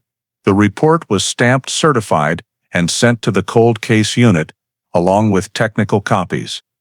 Whitaker immediately added this document to the main file, labeling it primary DNA evidence, house scene. He understood the evidence chain was now complete. The cigarette butt proving Ennis at the disposal site, the hair proving him inside the victim's home. From these 2 points, the timeline closed. Starting at the mobile home and ending in Pisgah Forest, Whitaker presented a summary to the State Department of Justice, affirming dual DNA evidence shows the same individual involved at 2 scenes in the same case. This provides full legal basis to designate official suspect and initiate criminal prosecution phase. As the meeting ended, he gathered his files, looking again at Laura's graduation photo.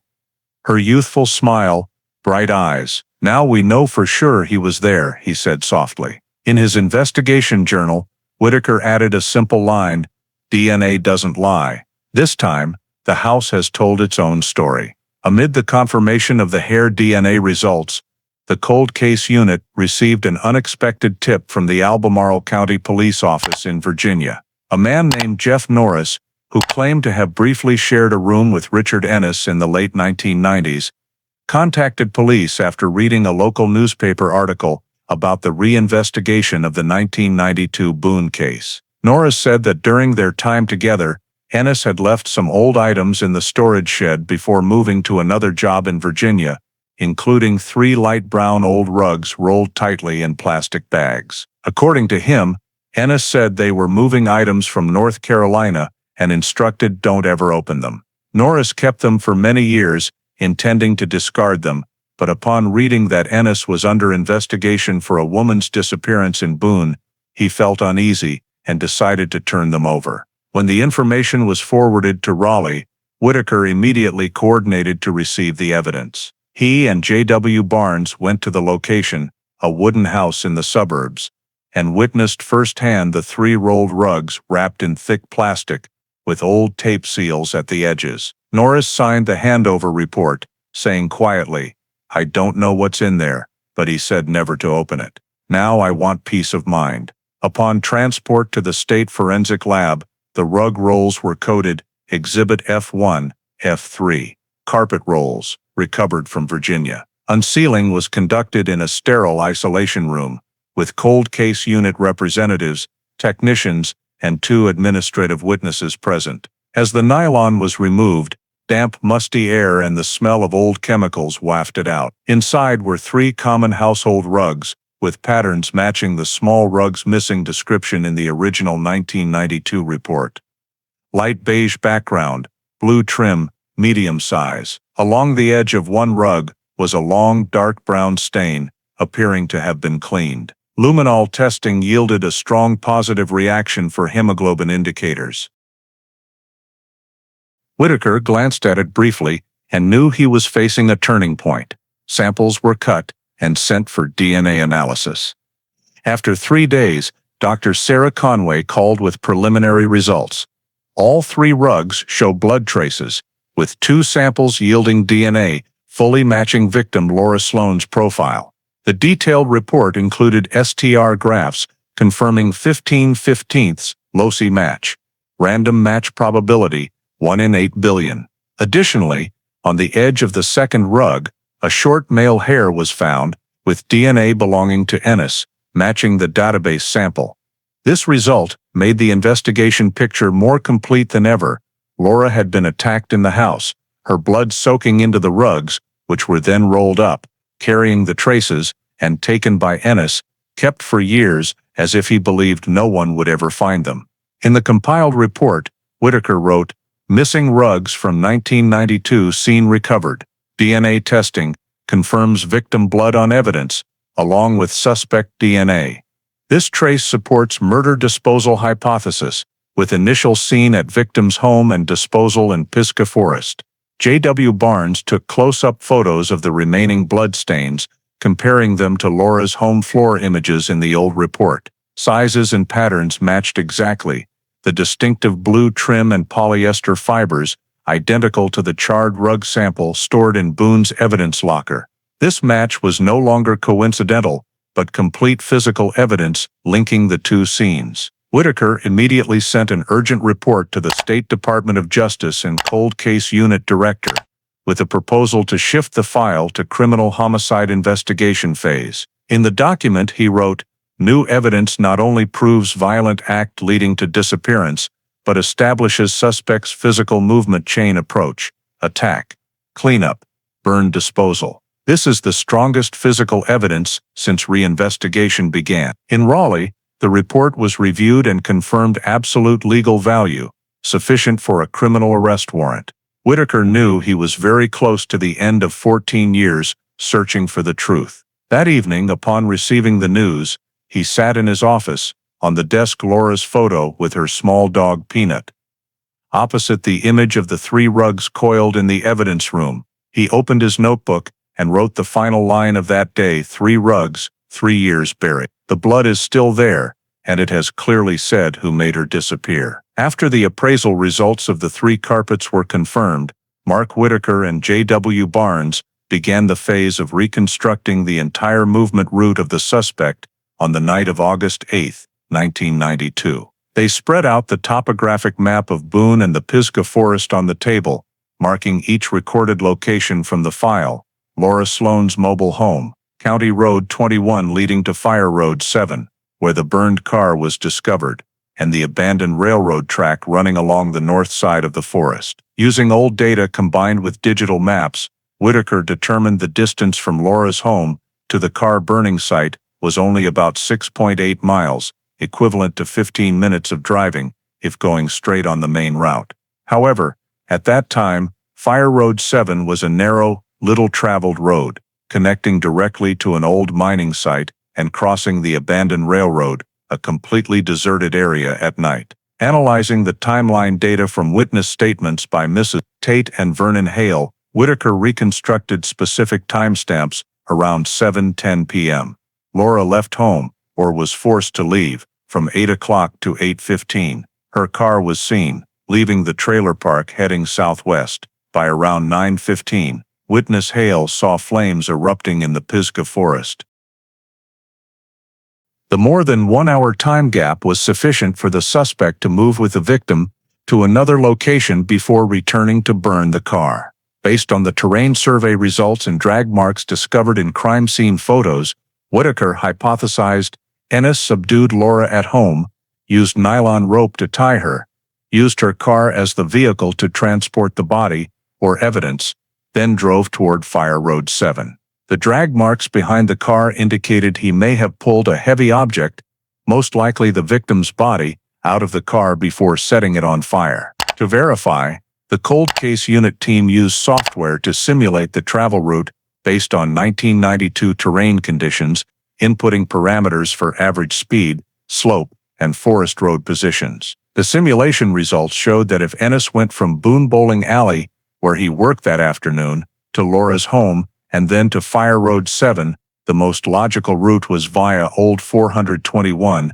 cutting through the old railroad section, then turning into the forest. This route had no checkpoints or traffic lights, matching witness descriptions of only seeing car headlights passing through the residential area. Whitaker went with Barnes to the site, resurveying the now overgrown abandoned railroad area. As he stepped onto the uneven gravelly ground, Barnes remarked, "If traveling at night, no one would see. He could walk from here straight to the burning site in just 10 minutes. Whitaker nodded, his eyes following the railroad disappearing into the forest. He realized this route was the logical connection between the home and the disposal site, a safe path of movement, leaving no tire tracks other than the victims. In the report, Reconstruction of Movement, Case 92134, Whitaker presented a detailed analysis based on crime scene locations. The only feasible route allowing the suspect to move undetected is Old 421, Fire Road 7, abandoned railroad section. Physical traces and witness statements reinforce the likelihood that the suspect drove the victim's car to a remote location, carried out disposal by burning the car to create a false scene. He also compared it to the 1992 report, when Boone police had speculated Laura drove herself out and had an accident. If that was an accident, Whitaker noted in his comments, why no brake marks, no body, and the car burned in a remote area not on her usual route. There is only one reasonable explanation: the fire was set to erase traces. J.W. Barnes added to the report digital simulation images of the route, GPS coordinates, and overhead diagrams showing the connection between the 3 points: victim's home, Fire Road 7, and abandoned railroad. The straight line connecting the 3 points formed a near-perfect triangle, with the center right at the area where the investigation team once found a partially burned nylon rope fragment. That's his journey, Barnes said. And if he walked back along the railroad after burning the car, he must have left traces returning to the residential area. Whitaker nodded, ordering the technical team to recheck 1992 geological records to see if the railroad area had ever been scanned for footprints or evidence. The answer was no. They had only focused around the car. That oversight further reinforced the conclusion that the car burning was just a diversion step. In the report to the State Department of Justice, Whitaker wrote, "Movement route analysis confirms the murder disposal behavior pattern, not a voluntary disappearance." The suspect exploited remote terrain and the abandoned railroad structure to conceal the escape path. The car burning was to mislead the investigation, creating the impression the victim left or had an accident. Upon completing the presentation, he stood by the large map hanging on the wall, the red connecting line from the home to Fire Road 7 now symbolizing the entire journey of that fateful night in 1992. Whitaker said softly, as if speaking to Laura, "We've found the road he took you on. But this time, that very road will lead us back to him." Immediately after completing the report, reconstructing the movement route, Mark Whitaker shifted focus to tracing the current whereabouts of Richard D. Ennis. Old files only recorded that he left Boone shortly after the second interrogation in 1992 and had lived in Virginia in subsequent years, but without a specific address. Whitaker assigned J.W. Barnes to coordinate with the Cold Case Unit's administrative department to retrieve civil data, tax records, and vehicle registrations. The work began by scanning the federal tax system using Ennis's Social Security number, obtaining a personal tax return under the name Richard Dale Ennis, with an address in Roanoke, Virginia, most recent in 2004. From that data, Barnes cross-referenced driver's license records in the Virginia DMV database and found a matching full name, date of birth, and ID number registered for a Class C driver's license, valid until 2008, address 1780 Greenway Avenue, Roanoke. The photo on the license was old, but the face was clear, thin build, dark hair, eyes slightly downcast, matching Ennis's image in the Georgia criminal file that Whitaker kept. He didn't change his name, didn't alter his identity, just moved to live quietly, Whitaker commented. He immediately sent an official request to verify this address through the Roanoke Police Department. The response came back within 2 days, confirming that the person named Richard Ennis did reside at the address, renting a ground-floor apartment in a 2-story brick building in the western suburbs of the city. Neighbors described him as reclusive, often doing freelance handyman work, odd repairs, awning installations, and woodworking. Local business registration records also showed Ennis as the owner of a small business named Blue Ridge Portable Structures, specializing in building mobile home frames and yurts, a type of assembled wooden house popular in mountainous areas. Whitaker requested further retrieval of vehicle records under his name and discovered a small Ford F-150 pickup truck in green Virginia plates, which had changed ownership once in 2002, but still listed Ennis in the insurance system. All data matched the description of the suspect who left Boone, someone who had worked in mechanics and construction. Even more notably, the apartment on Greenway Avenue was less than 10 miles from where Jeff Norris, the old friend who had turned in the 3 carpets, lived, proving Ennis had never left the area. Whitaker prepared a summary report sent to the North Carolina Department of Justice and the Watauga County Prosecutor's Office, confirming the suspect's residence address and proposing a request for temporary surveillance in coordination with Virginia authorities. In the document, he clearly stated, based on federal tax records, driver's license, and vehicle registration, Richard D. Ennis is confirmed residing at 1780 Greenway Avenue, Roanoke, Virginia. Current occupation: freelance carpenter. Administrative data shows this individual maintains original identity. No outstanding warrants, but prior juvenile manslaughter conviction in Georgia. Based on DNA evidence linking to case 92134, this individual is identified as the primary suspect. The State Department of Justice approved immediately that day, authorizing the Cold Case Unit to coordinate with Virginia State Police for undercover surveillance. Whitaker and Barnes traveled directly to Roanoke, renting a temporary apartment near the Greenway Avenue area to observe for a few days. Through binoculars from the car, they saw Ennis leave home regularly in the morning, drive the truck to a suburban woodshop, return in the late afternoon, living simply with little interaction. His gait was still stiff, shoulders slightly uneven, a characteristic noted in the Georgia prison medical file after the 1984 case. "He still has that posture, just older," Barnes said, hand on his notebook. Whitaker nodded, knowing that after 14 years, the man who once shook the town of Boone was now just a quiet man in a small street. But he also knew that calm was just a shell covering a crime forgotten by time.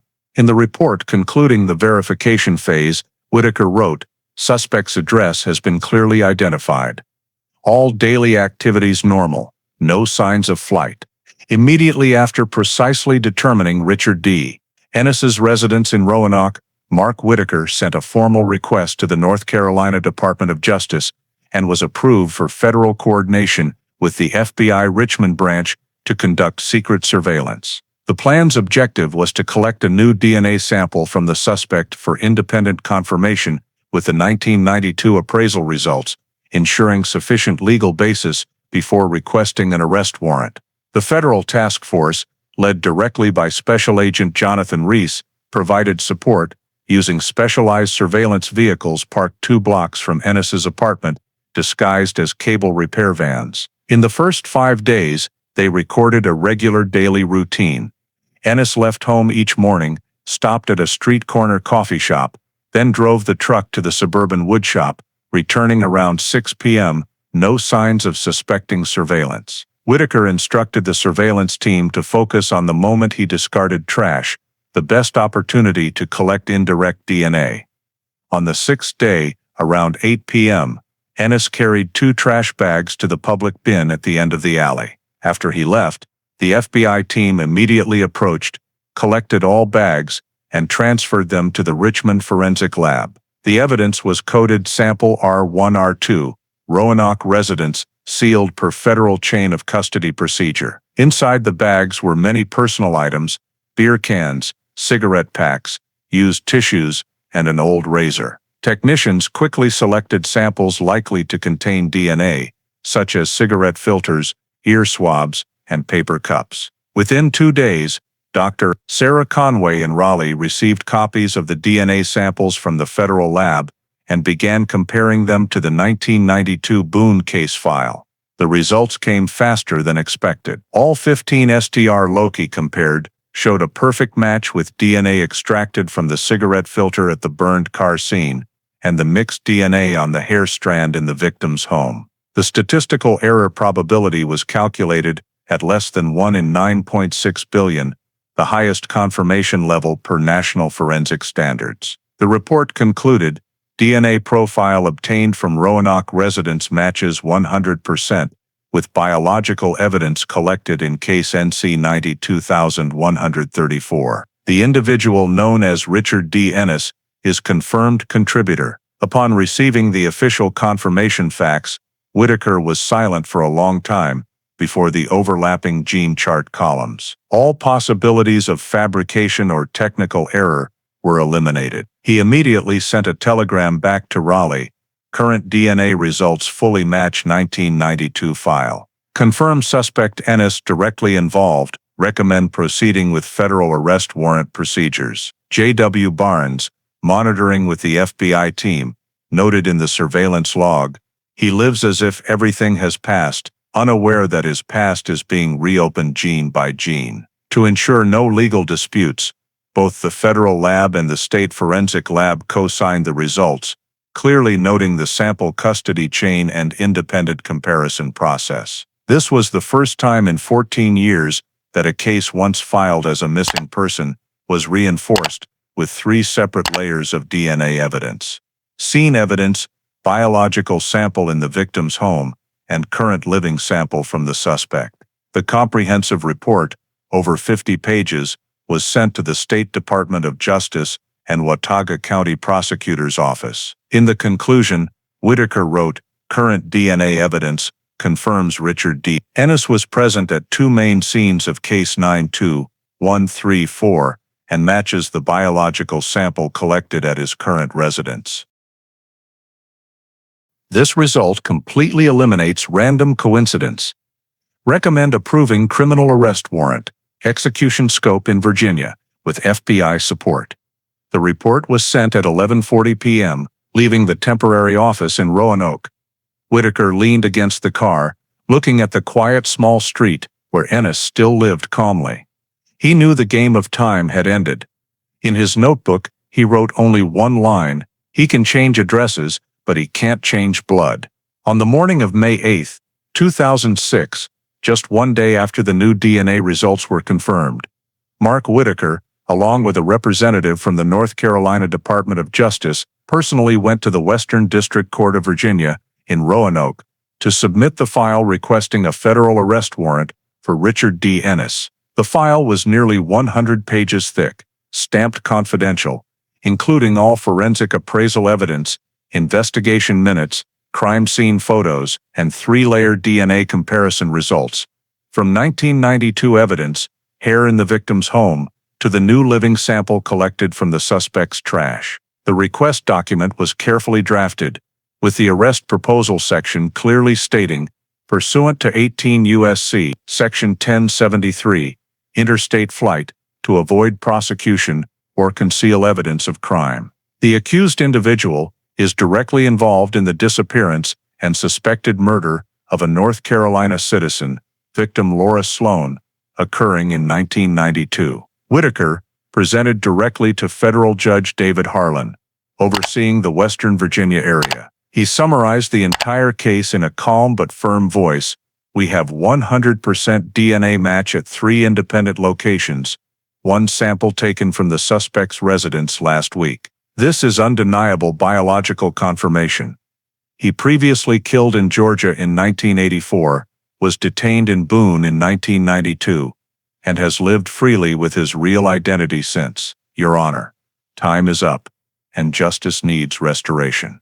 The federal prosecutor added legal arguments, affirming that current DNA evidence was sufficient to establish probable cause, reasonable basis for a federal criminal arrest warrant, while citing the criminal cooperation agreement between North Carolina and Virginia, allowing cross-jurisdiction execution. Judge Harlan carefully reviewed each document, especially the parallel appraisal from the FBI and North Carolina State Forensic Lab, before asking, "Is there basis to believe the suspect intends to flee or poses danger to the community?" Whitaker replied, "No signs of flight, but he has a prior murder conviction, and when cornered, he could be violent." After a few minutes of silence, Harlan signed the warrant, voiced decisive, "Federal arrest warrant number 06174, W approved, execution within Virginia, with FBI and North Carolina cold case unit support." The 3-page warrant,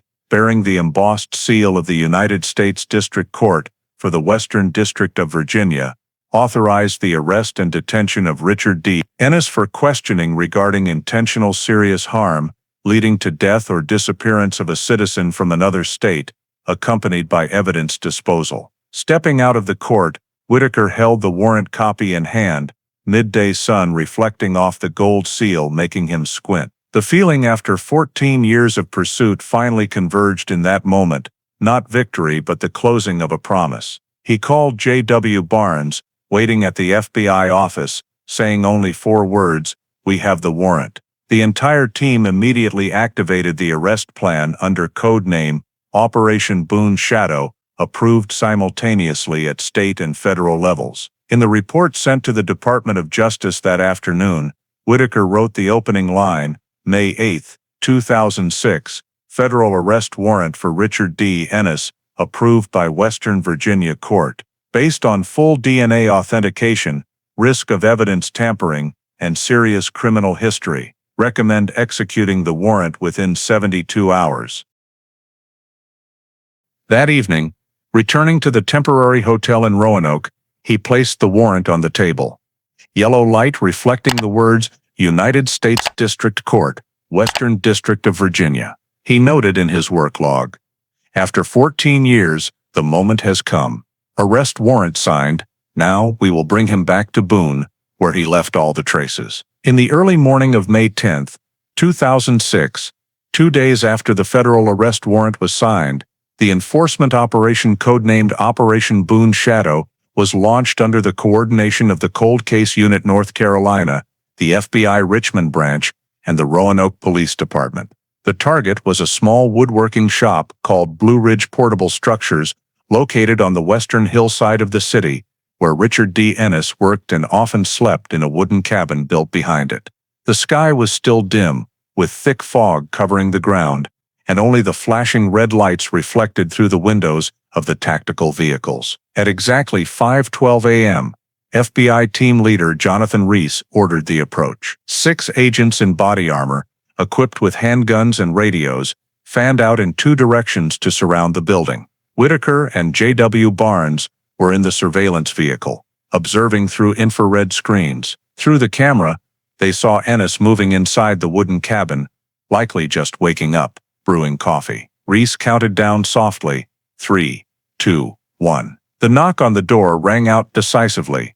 "Federal agents, open the door, we have an arrest warrant." Inside, there was the sound of a chair toppling and something heavy falling to the floor. No response. The SWAT team breached the door with a steel battering ram and rushed in. In a few seconds of chaos, they saw Ennis running toward the back door, holding a gleaming object. An agent shouted, "Knife," then took him down with a tackle to the wooden floor. Ennis was handcuffed in just 15 seconds. When flipped face down, he growled in a hoarse voice, "What the hell is this?" Whitaker entered last, holding up the warrant stamped by the federal court.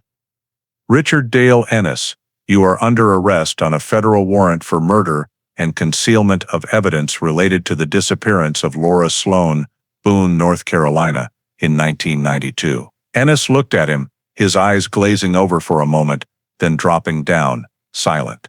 As he was led outside, technicians began searching the cabin under the accompanying search warrant.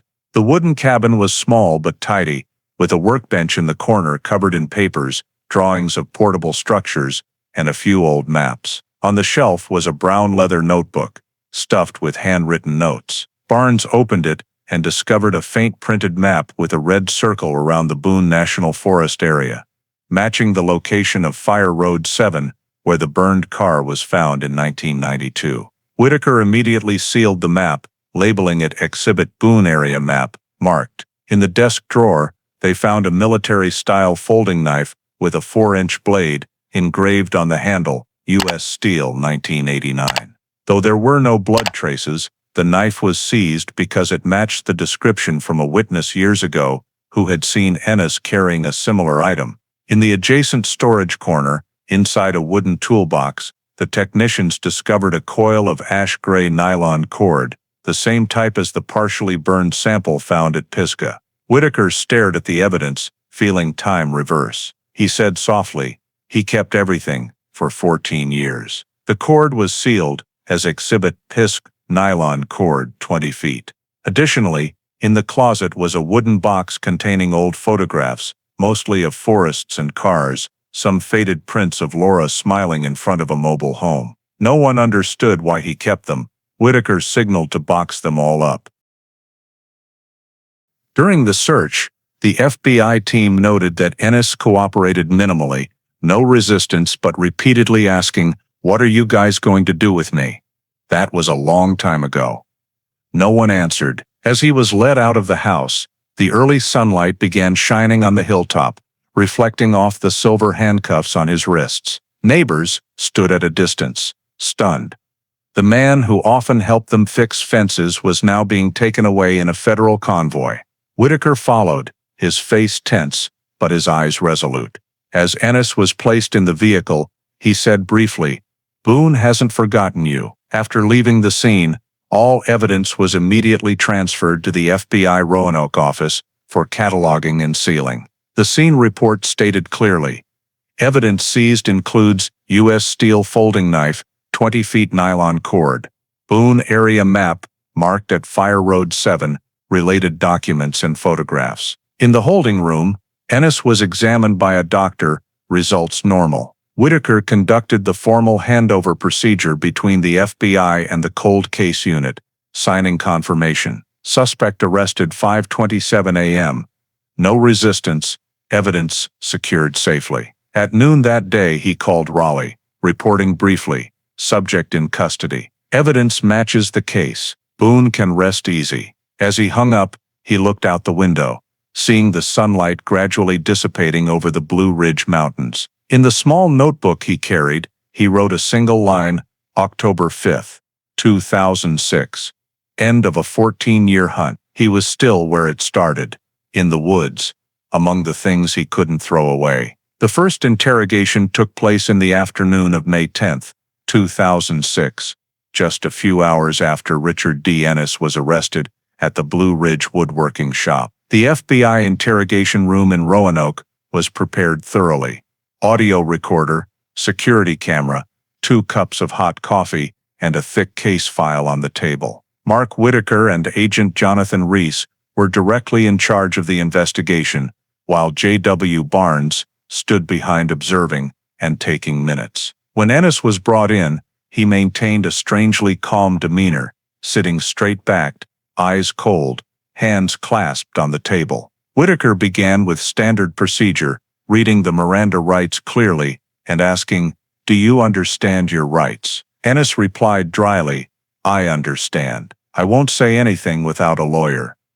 Whitaker was not surprised, just nodded and noted it down. For nearly the first 20 minutes, he remained absolutely silent, occasionally taking a drag on a cigarette and staring at the wall. Whitaker changed tactics, gently placing the case file in front of him, opening it to a photo of the burned-out car frame in the Pisgah forest. You were there, right? No reaction. Next was a photo of the mobile home, then the 3 rugs found in Virginia.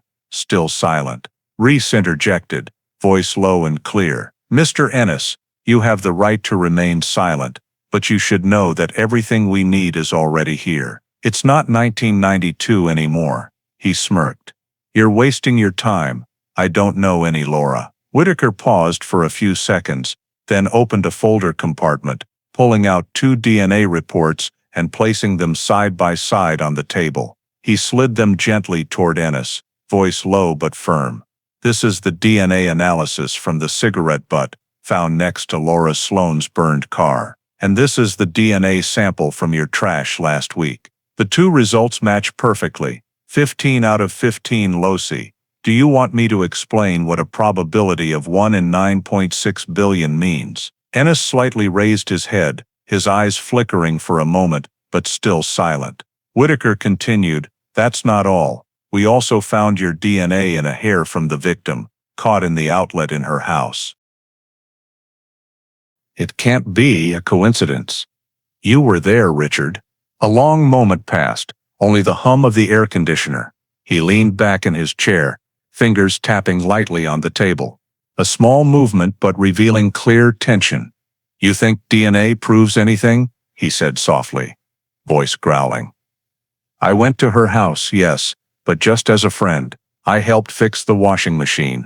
That's why my DNA could be there. And the cigarette, who knows? Someone else could have picked it up and smoked it. Whitaker responded immediately, leaving no gap.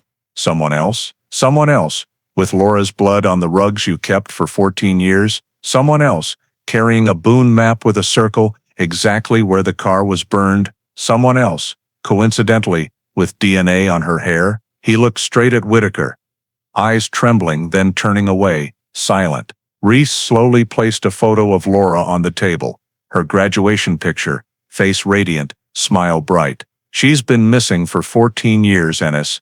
Her family is still waiting. She deserves answers. The air in the room grew heavy. Ennis stared at the photo for a long time, then exhaled sharply, eyes blinking rapidly. I didn't hurt her, he said, voice fading. I didn't kill anyone. Whitaker leaned forward, voice low but steadfast. Then, tell me what happened, because all the evidence points to you. And you're the only one who can change how people remember Laura. Ennis bowed his head, hands clenched tight. A drop of sweat fell onto the table. I don't remember clearly, he whispered. That night I was drunk. She got angry. Then we argued. Whitaker stayed silent, letting him continue, but Ennis stopped, retreating into absolute silence, as if realizing he had slipped. He breathed heavily, eyes scanning the room, voice hardening. I want a lawyer. The interrogation ended there. In his notes, Whitaker wrote, subject initially denied, maintained prolonged silence. When presented with DNA evidence, showed clear psychological reaction, voice change, increased breathing rate, signs of wavering, admitted presence at victim's home that night, but stopped providing details when pressed. Conclusion, no confession yet, but psychological state unstable, high likelihood of breaking in next confrontation. As he stepped out of the room, he looked through the one-way glass. Ennis still sitting motionless, head bowed, cuffed hands on the table. Whitaker said softly to Barnes, he knows, and he's starting to remember. The second interrogation was conducted on the morning of May 12, 2006, after nearly 48 hours of Ennis being held in federal custody in Roanoke. A public defender was present, but at Ennis's request, the session was limited in scope, with only Mark Whitaker and Agent Jonathan Reese participating. He looked noticeably more haggard than 2 days earlier, beard stubbly, eyes sunken, posture closed off, no longer the cold hardness from the start. Whitaker began calmly, Richard, I'm not here to hear you deny. I'm here to ask where Laura is. For 14 years her family hasn't had the chance to bury their daughter. Ennis looked down at the table, silent. After a long while, he said softly, as if to himself, she didn't deserve to die. Reese looked at him, not interrupting. Whitaker softened his voice. Tell me what happened that night. He sighed, trembling slightly, then began recounting, words fragmented. I went to her house around 7. She wasn't happy. We argued. I wanted her to come back and talk to me, and she said don't come anymore. I got mad. I lost control. Whitaker asked, what did you do? He shook his head, eyes shut tight. I didn't mean to, I just held her back. Then she screamed loud. I panicked. I used my hands, then the cord. He stopped. Hands gripping the table edge, shaking. The air in the room thickened, only the scratch of the pen recording every word. After a few seconds he continued, when I realized she wasn't breathing anymore, I panicked. I cleaned up, wrapped her in the rugs. I put her in the car, drove to the woods, Pisgah area. I didn't know what else to do. I just wanted it to go away. Whitaker looked straight at him. Be specific. We're in the Pisgah woods. Ennis swallowed hard, voice hoarse. I remember there was an old power substation next to Fire Road 7. Behind it was a small trail down to a dry creek. I followed that trail about 50 meters. There was a big oak tree, struck by lightning back then. I dug at the base of the tree, about 3 feet deep, buried her there. The words came out slowly but cuttingly cold, like a blade slicing through the frozen layer of 14 years. Reese noted the location, asking again, are you sure the substation is still there? Ennis nodded, eyes distant. It's at the end of the dirt road, the turn into the old construction site. Back then I burned the car nearby. I thought the fire would keep people from finding that spot. Whitaker opened the 1992 Pisgah area map, placed it in front of him. This is the 1992 map. Mark the spot again. Ennis looked at the map, hand trembling as he held the pen, then circled a small area south of Fire Road 7, right near the symbol, Substation 14. Old utility site. There, he said softly. Right behind this substation, past the second row of trees. Whitaker said nothing, just looked at him for a long time, then nodded slightly. He knew this wasn't a lie. The exhaustion in Ennis's voice couldn't be faked. He was no longer the stubborn man, but someone facing what he had tried to forget for over a decade. Why burn the car? Whitaker asked further. He answered without looking up. I thought, if there was no body, there'd be no crime. I wanted everything to burn, so no one would know. The room fell dead silent. When the interrogation ended, Ennis signed the 8-page statement detailing the confession and the burial location. Before being led away, he said one short sentence, voice weary. I haven't slept soundly a single night since then. Whitaker didn't respond. He looked at the statement on the table, the slanted, shaky handwriting of Ennis covering the last page, next to a smudged ink blot from his trembling hand. In the investigation log, Whitaker wrote, May 12, 2006, suspect Ennis confessed to killing Laura Sloane in her home, then burying the body in Pisgah Forest, behind the old substation near Fire Road 7. Provided detailed location, consistent with the burned car discovery range. Psychological state stable, but showing signs of collapse. Low probability of false lead. Recommend deploying search in the reported area. As he left the room, the early morning light filtered through the glass, shining on the Boone map on the table. The small red circle Ennis had just drawn, now the focal point for a final search.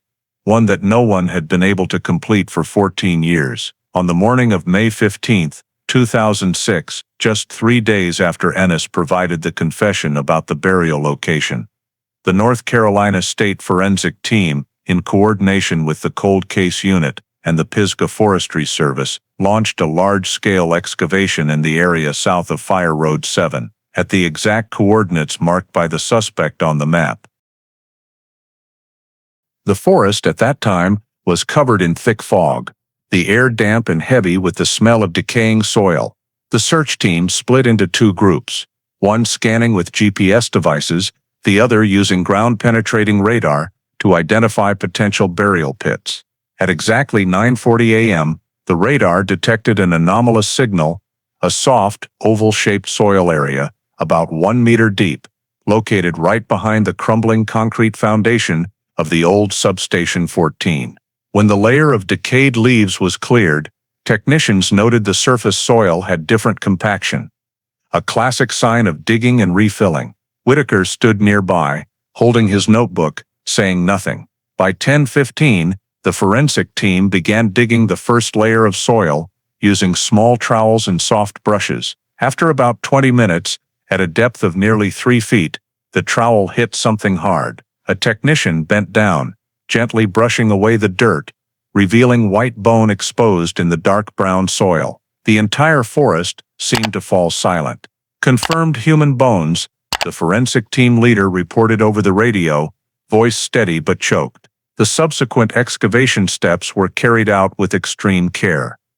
The entire 2-meter radius area was cordoned off with yellow sealing tape, a temporary tent erected, and a canopy installed to protect the samples from sunlight. Each layer of soil was removed in 3-inch units, every object numbered and photographed before relocation. By noon, the skeleton was almost fully exposed, skull, ribs, and lower limbs, curled up, head facing north, exactly as Ennis had described. Next to the pelvic bones, the forensic team found a few dark fabric scraps, remnants of jeans, and faded cotton shirt pieces with faint patterns, matching the description of Laura's last known clothing in the 1992 report.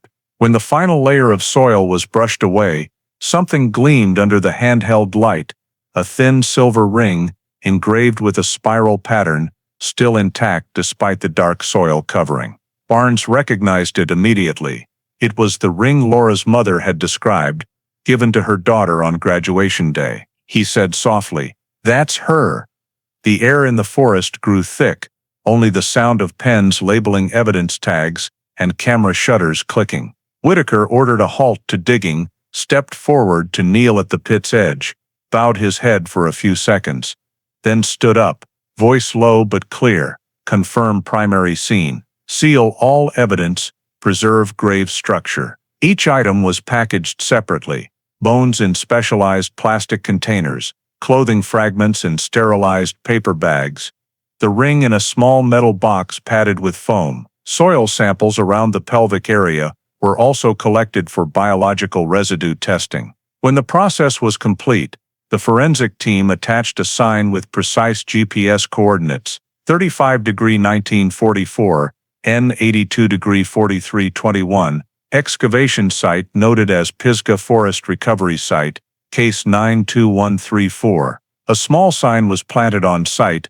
reading temporarily, "Do not disturb, evidence recovery." As the evidence transport vehicle left the forest, rain began to fall sporadically, water mixing with the saturated soil around the grave, creating dark brown streaks spreading outward. Whitaker stood watching, eyes distant. 14 years ago, this was just a point on a map, an anonymous forest area. Now it became the answer to everything. He pulled out his notebook, writing briefly, the 15th of May 2006. Successful excavation at Pisgah Forest, discovered skeleton, clothing, ring of Laura Sloane. Location fully matches suspect's confession. End of body search phase. Begin justice phase. On the way out of the scene, the forensic vehicle carrying the evidence containers quietly rolled along Fire Road 7, the road forgotten for over a decade. And in the distance, where the old substation stood starkly in the woods, the gray sky gradually brightened, as if returning a bit of light to the young woman who had lain here since the summer of 1992.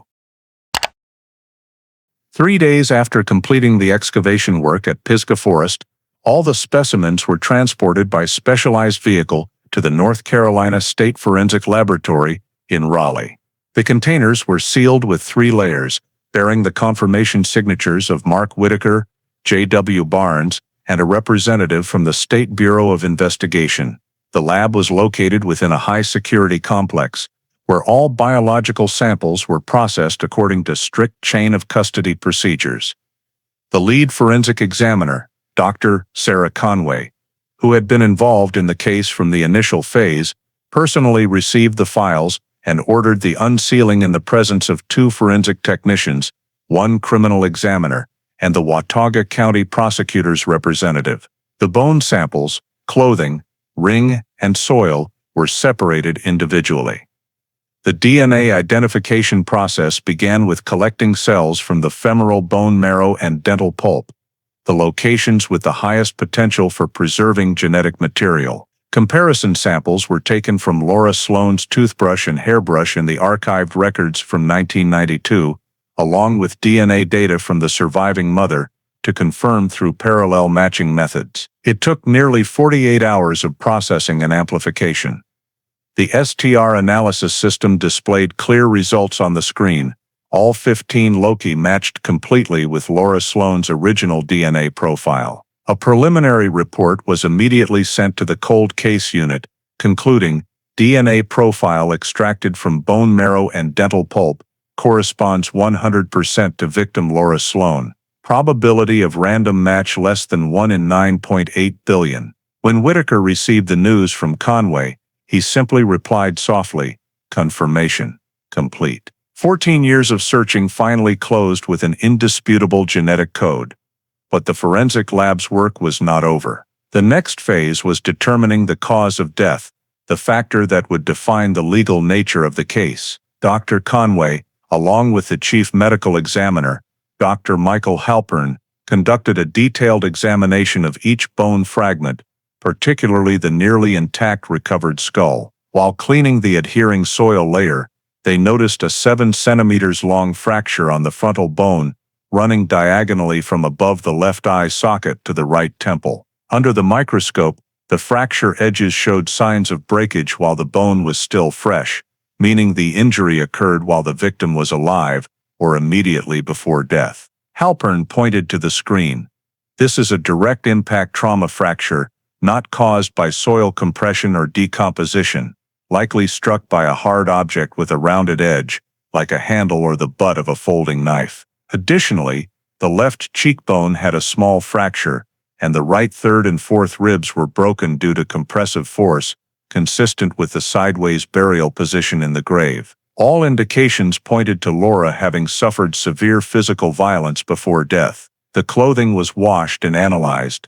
Fiber examination revealed traces of nylon rope, matching the sample recovered from Ennis's home. The soil embedded in the fabric fibers contained minerals and silica particles characteristic of the Pisgah area, further reinforcing the accuracy of the death and burial location. In the comprehensive report sent to the State Department of Justice, the forensic conclusion was written concisely but clearly: cause of death, severe cranial trauma due to direct impact. Injury pattern consistent with assault using a blunt object. Post-mortem signs and discovery location rule out accident. Death determined as homicide, murder. The 42-page report was stamped in red by the State Forensic Bureau with the final conclusion: subject identified as Laura Sloane. Cause of death, blunt force trauma to skull. Manner of death, homicide. When the copy was sent back to Boone, Whitaker opened the envelope in silence. The printed lines were cold, but he felt their weight. 14 years later, the truth finally had form. J.W. Barnes stood beside him, flipping through the photo of the clean silver ring, its engraved pattern still intact, the desk lamp's light making it shimmer gently, like a small symbol of endurance. Whitaker said slowly, "Now we know what happened. She didn't disappear. She was taken." He signed the report receipt form, then wrote in the investigation log, May 17, 2006, forensic examination complete. DNA identifies victim as Laura Sloane. Cause of death, cranial trauma from blunt force. Case officially reclassified from missing person to homicide. Boone 1992 case.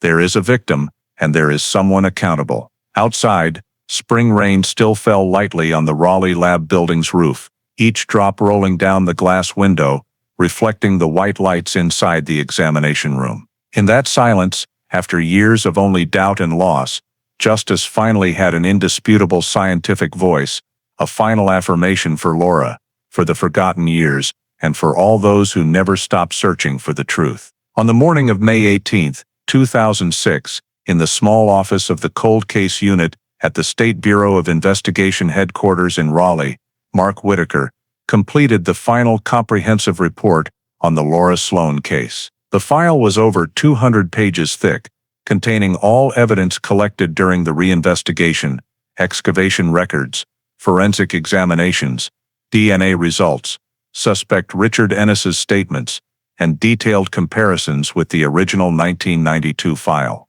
On the first page of the report, he wrote in bold, "Final Case Report, Homicide Classification Confirmed." In the summary section, Whitaker presented the investigation timeline in chronological order, from the moment Laura was reported missing in Boone County on August 8, 1992, to the discovery of the burned Ford Escort, ending with the exhumation of the remains in Pisgah Forest. He clearly stated that the DNA results left no doubt about the victim's identity, and the cause of death was determined as cranial trauma from blunt force, consistent with intentional criminal acts. The conclusion read, "The 1992 disappearance of Laura Sloane is no longer classified as a missing person case, but as a confirmed homicide. The investigation establishes direct physical evidence linking suspect Richard Ennis to both the victim and the crime scene." The report also detailed the federal standard evidence legalization process, affirming that all exhibits were collected and preserved according to regulations, usable in criminal court. Whitaker dedicated the appendix to compiling all technical evidence: DNA on hair strands in the victim's home, Ennis's DNA on the hand-rolled cigarette butt found near the burned car, and matching blood traces on one of the 3 rugs the suspect had kept. Charts, crime scene photos, movement maps, and exhibit comparison images were arranged with precise detail. He added a personal assessment in the investigator's notes section. Based on the chain of physical evidence and the suspect's statements, the case has all elements constituting first-degree murder under North Carolina law. Motive likely stemmed from personal relationship, rejection of affection, and violent reaction. The report was printed in 4 copies, each signed by Whitaker, Barnes, and the Cold Case Unit Director. One was sent directly to the Watauga County Prosecutor's Office, one archived at the State Department of Justice, the third forwarded to the Federal Investigation Room under the Federal Support Mechanism, and the final one stored in the original file at the Boone County Sheriff's Office, where the missing person case had been opened 14 years earlier. As Whitaker signed the last page, he paused for a few seconds, looking at the bold "Case Closed," reclassified as homicide in the header. A mix of relief and heaviness spread through his shoulders. 14 years ago, he never imagined the disappearance of a young woman in a small mountain town would become the first file proving the Cold Case Unit's value. J.W. Barnes entered, carrying a coffee cup and an envelope with approval from the Attorney General's office. "Everything's been approved," he said, voice hoarse. Whitaker nodded, replying briefly, "It's official then. From now on, it's no longer the 1992 missing person. It's a murder." He placed the report in a red folder, labeled Case 92134, Homicide. When the internal courier arrived to pick up the files, Whitaker watched the documents leave the room, feeling like he was closing a long chapter he had lived with for over a year. In his personal journal, he wrote briefly, May 18, 2006, final report sent to Department of Justice. Laura Sloane case officially determined as homicide. Boone 1992 file, from missing to murder. Investigation phase complete. Justice phase begins. Outside the window, midday light poured into the room, reflecting off the sign, Cold Case Division. Justice never forgets. Whitaker closed the notebook, leaned back in his chair, eyes gazing distant, knowing the road ahead was still long, but at least now, the truth had a name in the state's official records. On May 22, 2006, after receiving the full files from the Cold Case Unit, the Watauga County Prosecutor's Office began the phase of preparing to prosecute suspect Richard Ennis. Chief Prosecutor Jessica Vanieri who had handled many murder cases in northwestern North Carolina, was assigned to officially draft the indictment. She spent 3 consecutive days reviewing every piece of evidence and record in the hundreds-page thick file. On her desk, crime scene photos were arranged in sequence: the burned car in Pisgah, the 3 blood-stained rugs, hair in the victim's home outlet, the hand-rolled cigarette butt found near the scene, all carefully annotated with exhibit codes. Jessica carefully read the DNA reports: the hair containing a genetic mixture of the victim and suspect, the cigarette sample with a 100% matching DNA sequence to Ennis's criminal profile, blood on the rug confirmed as Laura Sloane's with absolute certainty. Along with that was the signed confession and the map pointing to the body location, fully consistent with the excavation site. In the forensic report, the cause of death was determined as cranial trauma from blunt force, ruling out accident, reinforcing the intentional element. Based on this evidence chain, Jessica began drafting the indictment for murder in the first degree murder with premeditation, accompanied by the subsidiary charge of tampering with evidence for burning the car to conceal. She also added a special circumstances section to reflect the suspect's prior record, killing his parents in Georgia in 1984, as an aggravating factor in sentencing. However, to ensure legality, she listed the prior record only as background information, not direct incriminating evidence, avoiding federal procedural violations. Concurrently, the assistant prosecutor team rechecked the FBI and cold case unit's evidence seizure process to ensure chain of custody continuity. Every evidence bag and signature cross-verified with handover records. No errors found. Whitaker was invited to the prosecutor's office to reconfirm the investigation summary. He signed each page, emphasizing that all DNA evidence was obtained directly from the scene without intermediaries. Jessica listened to his presentation and nodded.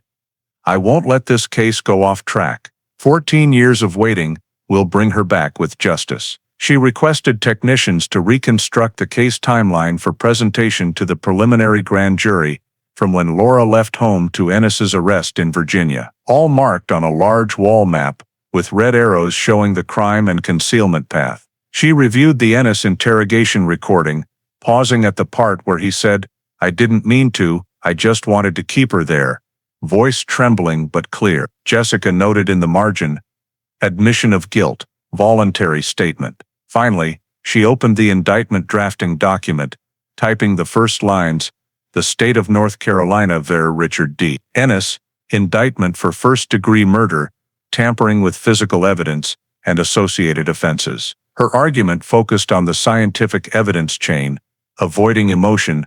No eyewitnesses, but physical and biological evidence formed a closed system, leaving no room for innocence. By the afternoon of May 25th, the complete indictment was printed, over 60 pages thick, with a list of 43 exhibits and 22 legalized statements. Jessica signed the last page, submitting the document to the Watauga County Superior Court to request a trial date. As she closed the file, she paused for a moment, looking at the victim's photo in a small frame on the desk. A young face with a gentle smile and bright eyes, taken just weeks before she disappeared. "We'll do our part," she said softly. Outside, light rain fell in Raleigh, wind from the Appalachian Mountains blowing in, gently rattling the window curtains. Inside, the indictment was stamped in red, a starting milestone for the justice phase that everyone had been waiting for over 14 years. On September 12, 2019, the Watauga County Superior Court officially opened the trial in the case State of North Carolina v. Richard D. Ennis, closing nearly 3 decades of investigation and reinvestigation. The courtroom was strictly secured, with dozens of local reporters and major news outlets present from early morning. The prosecution was led by Jessica Vanieri, defense by court-appointed attorney William Hartley. When Ennis was brought in, he was 52 years old, with prematurely gray hair, a thin build, and a cold, expressionless face. In the opening, the prosecutor summarized the 27-year investigation journey: the 1992 disappearance, the burned car in Pisgah Forest, the temporarily closed file, the establishment of the cold case unit in 2005, and the evidence recovery process leading to the 2006 DNA results. Jessica spoke slowly, each word clear. This is a case where science, perseverance, and justice have spoken together. There were no witnesses who saw the murder, but the physical and biological evidence could not be burned, could not be forgotten. She projected on the large screen images of the evidence chain, hair with DNA from Ennis and Laura, the hand-rolled cigarette butt, the 3 blood-stained rugs, and the exhumation results of the remains. The state's forensic technician, Dr. Sarah Conway, was called as the first witness, explaining the STR-DNA analysis process and presenting the comparison table of 15 loci matching absolutely between the scene samples and Ennis's profile. As the chart appeared on the screen, the jury watched intently, the courtroom silent. Conway concluded, "No possibility of error. Richard Ennis's DNA appears at the scene and on exhibits in the victim's home. Probability of random match less than 1 in 9.8 billion. Next, Mark Whitaker was called to the witness stand. He recounted reopening the case, retrieving old evidence bags, and the over-a-year journey tracking the suspect. His voice was hoarse but steady. It all started with a tiny cigarette butt forgotten in a paper bag. We had no luck, only patience. The prosecution continued presenting the movement route map from Ennis's confession, from Laura's home to Fire Road 7, matching the burned car and burial sites. Each marker was highlighted, each crime scene photo projected, reviving the entire chain of events thought buried in the past. The prosecution emphasized that Ennis's DNA at multiple points, in the victim's home, on the rugs, and on the cigarette, formed a unified closed evidence chain. Next, medical examiner Michael Halpern presented the cause of death findings. He pointed to the skull photos, describing the 7 centimeters fracture, explaining that the injury could only result from blunt force while the victim was alive, confirming direct assault. The courtroom fell silent as he said, "No accident here. She was beaten, and that's why she died." The defense objected to including details of Ennis's prior record in the presentation, citing rules against using past crimes as current incriminating factors. The judge agreed to exclude it, stressing that the jury must consider only evidence from the current case. Jessica shifted focus to Ennis's confession, recorded and legally signed. She played the tape where he said, "I just wanted her to listen to me, then everything got out of control." His voice was hoarse, low, but clear, and the tremor made many in the gallery bow their heads. She concluded the opening presentation with, "The DNA evidence, the suspect's own statements, and the forensic results all say the same thing.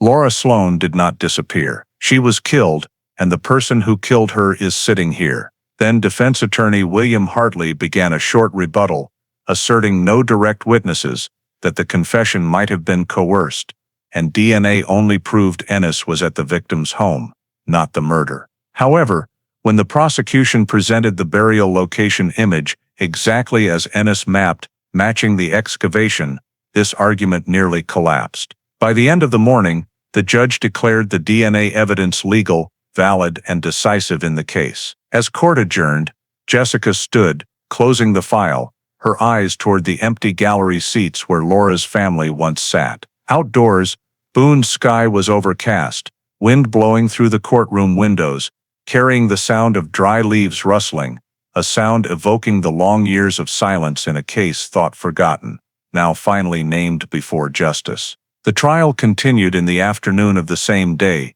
with the focus shifting to the forensic witness testimony and the evidence preservation process spanning nearly 3 decades. Dr. Sarah Conway, a biology expert from the State Forensic Laboratory, was called to the witness stand as the primary scientific witness. She presented in a calm, clear voice, meticulously describing the evidence storage procedure since the Laura Sloane case was opened in 1992. According to her, all initial samples, including the hand-rolled cigarette butt, the partially burned carpet fiber, and the soil sample collected near the Ford Escort, were sealed in specialized paper bags, numbered according to the standard evidence item #92134, and stored at the Boone County Sheriff's Office. However, the preservation conditions at the time were only basic, without temperature control, leading to some samples deteriorating over time. Fortunately, the bags containing the cigarette butt and carpet fiber still had their original seals intact, she said, presenting to the court a copy of the 2005 seal inspection report when the cold case unit took over. Conway explained that the integrity of the seals was the key factor allowing these samples to be accepted as legal evidence, despite the 27-year storage period. When prosecutor Jessica Vanieri asked about the possibility of DNA degradation due to time, Conway affirmed, "DNA is a stable molecular chain, and with modern STR technology, we can recover genetic data even from largely degraded samples. In this case, both the cigarette butt and the hair fiber yielded perfect results, with no cross-contamination." She projected the forensic charts on the screen, showing the DNA markers matching absolutely between the evidence and Richard Ennis's criminal profile, stored in the federal CODIS database. Conway's presentation had the jury nodding, with several members taking continuous notes. Afterward, the prosecution called Mark Whitaker, the lead investigator of the cold case unit, as the next witness. He wore a dark suit, walked slowly, and placed a thick file on the witness stand. Jessica began with the question, "Can you explain to the jury clearly why this case was reopened and what led you to suspect Ennis?" Whitaker recounted in detail the process of discovering the old evidence bag in the Boone storage facility in early 2005, describing how he recognized the paper bag with its intact original seal and decided to send the samples for STR DNA testing. "When the results came back, I knew right away we were at a turning point. Ennis's DNA appeared on both the cigarette butt and the evidence from the victim's home, something that couldn't be a coincidence," he said. The defense tried to counter, asking if Ennis could have been at Laura's house beforehand and left DNA there. Whitaker responded calmly, "No. The timing of when the samples were collected, according to the crime scene report, shows they appeared after the victim went missing. Moreover, Ennis's DNA was on evidence both inside and outside.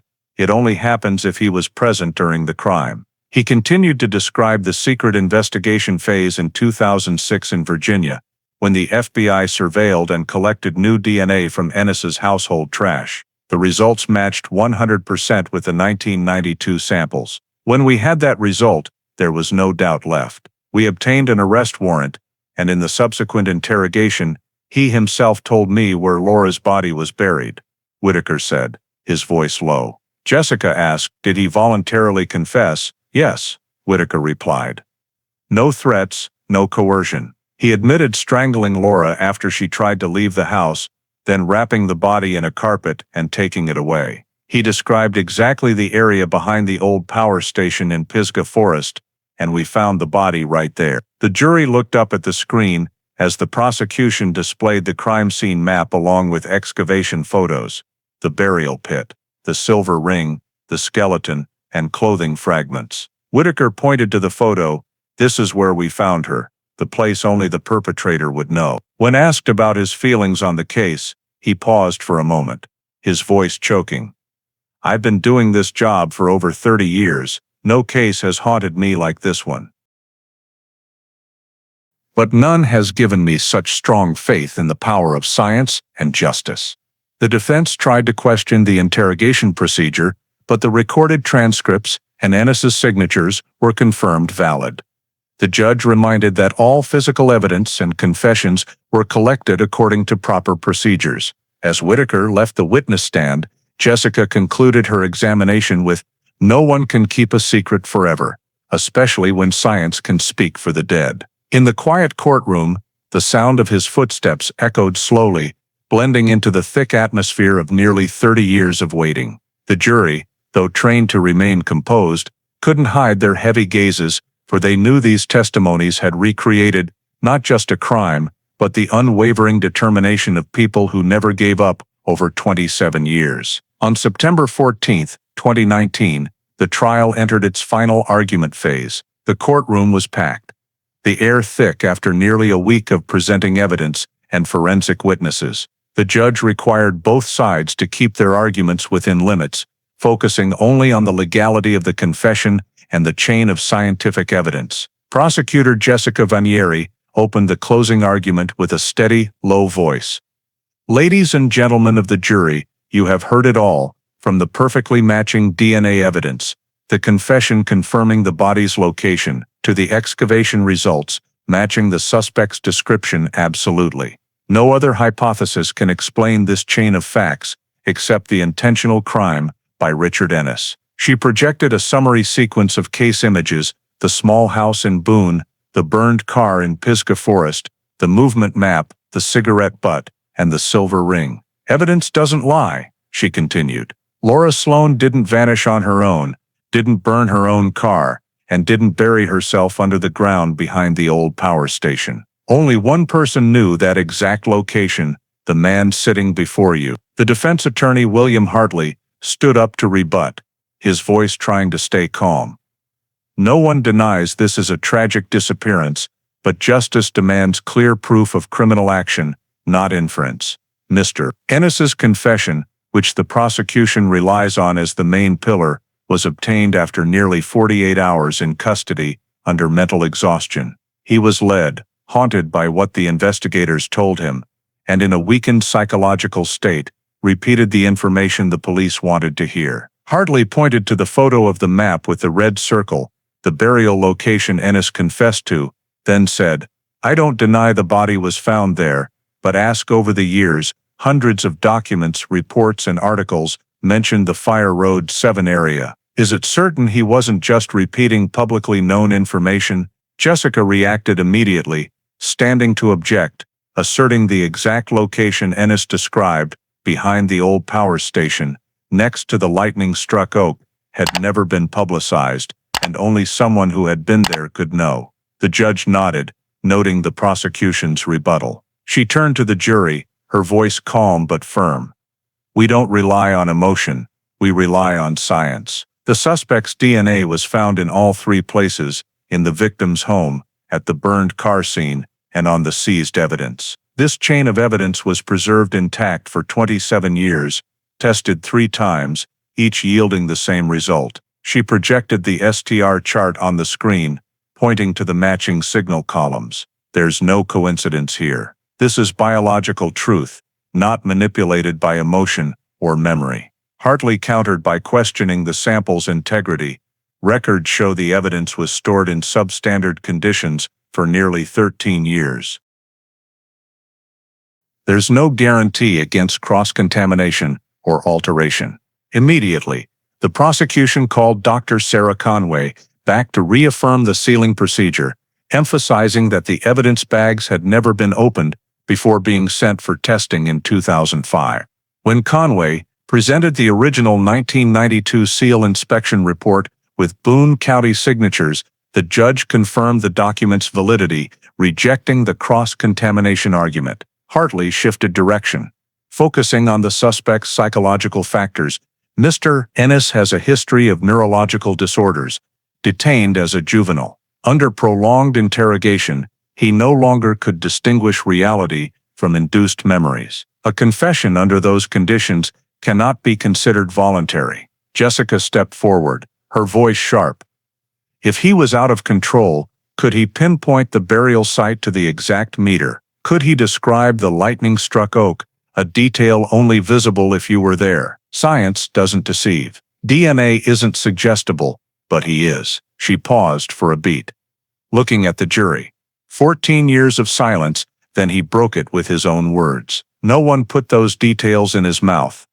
He spoke because he remembered. In the final closing, Jessica synthesized the entire logical chain: confession, crime scene evidence, DNA results, forensic autopsy, all closing tightly. "Justice sometimes arrives late, but it never loses the trail," she said. "Today, you have the chance to complete what the system couldn't 27 years ago: name the killer correctly." As she sat down, the courtroom fell completely silent.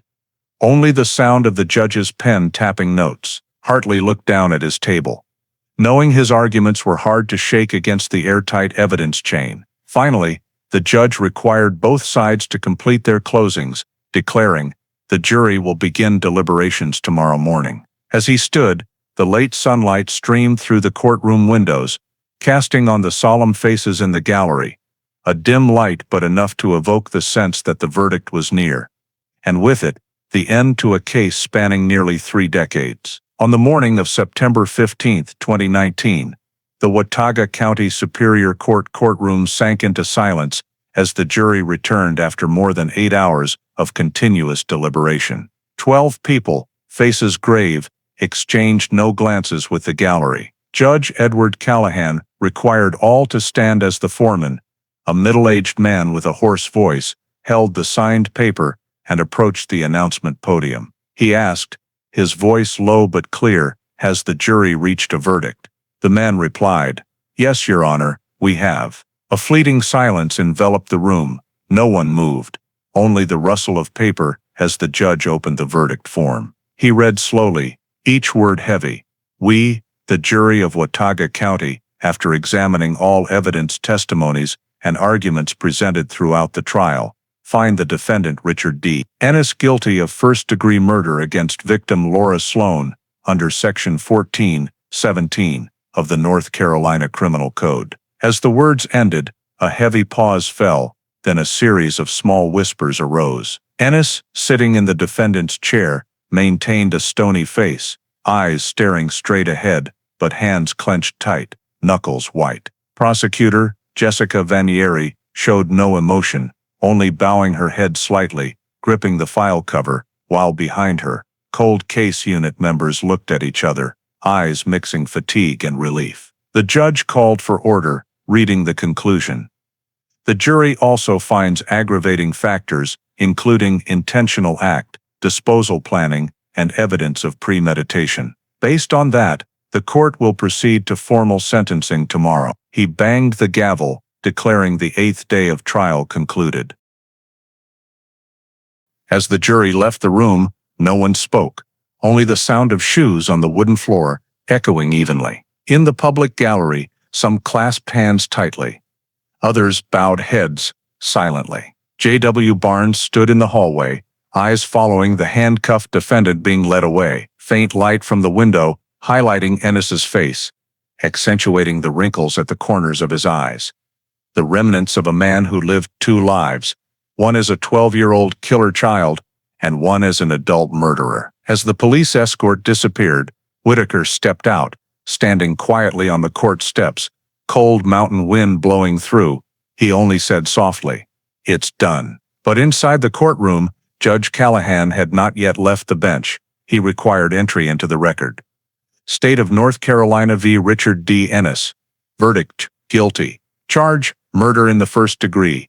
Unanimous, no dissenting opinions. The verdict was archived under file number 92-134A, marking the end of a case longer than most lifetimes. Judicial police led Ennis back to his cell, through narrow hallways with white-painted walls and cold fluorescent lights. Outside, media began reporting, local TV stations simultaneously flashing the headline, "Verdict. After 27 years, Richard Ennis guilty in 1992 Boone murder." Footage captured the moment prosecutor Vanieri left the court, face composed but eyes red. When asked for her thoughts, she said briefly, justice doesn't vanish, it's just delayed." In another corner, Whitaker and cold case unit members gathered in the hallway, silently shaking hands, saying little, for they all understood their work over the years had reached its end. In the empty courtroom, the chair where Ennis sat was still slightly turned toward the jury box, the table still holding the thick file,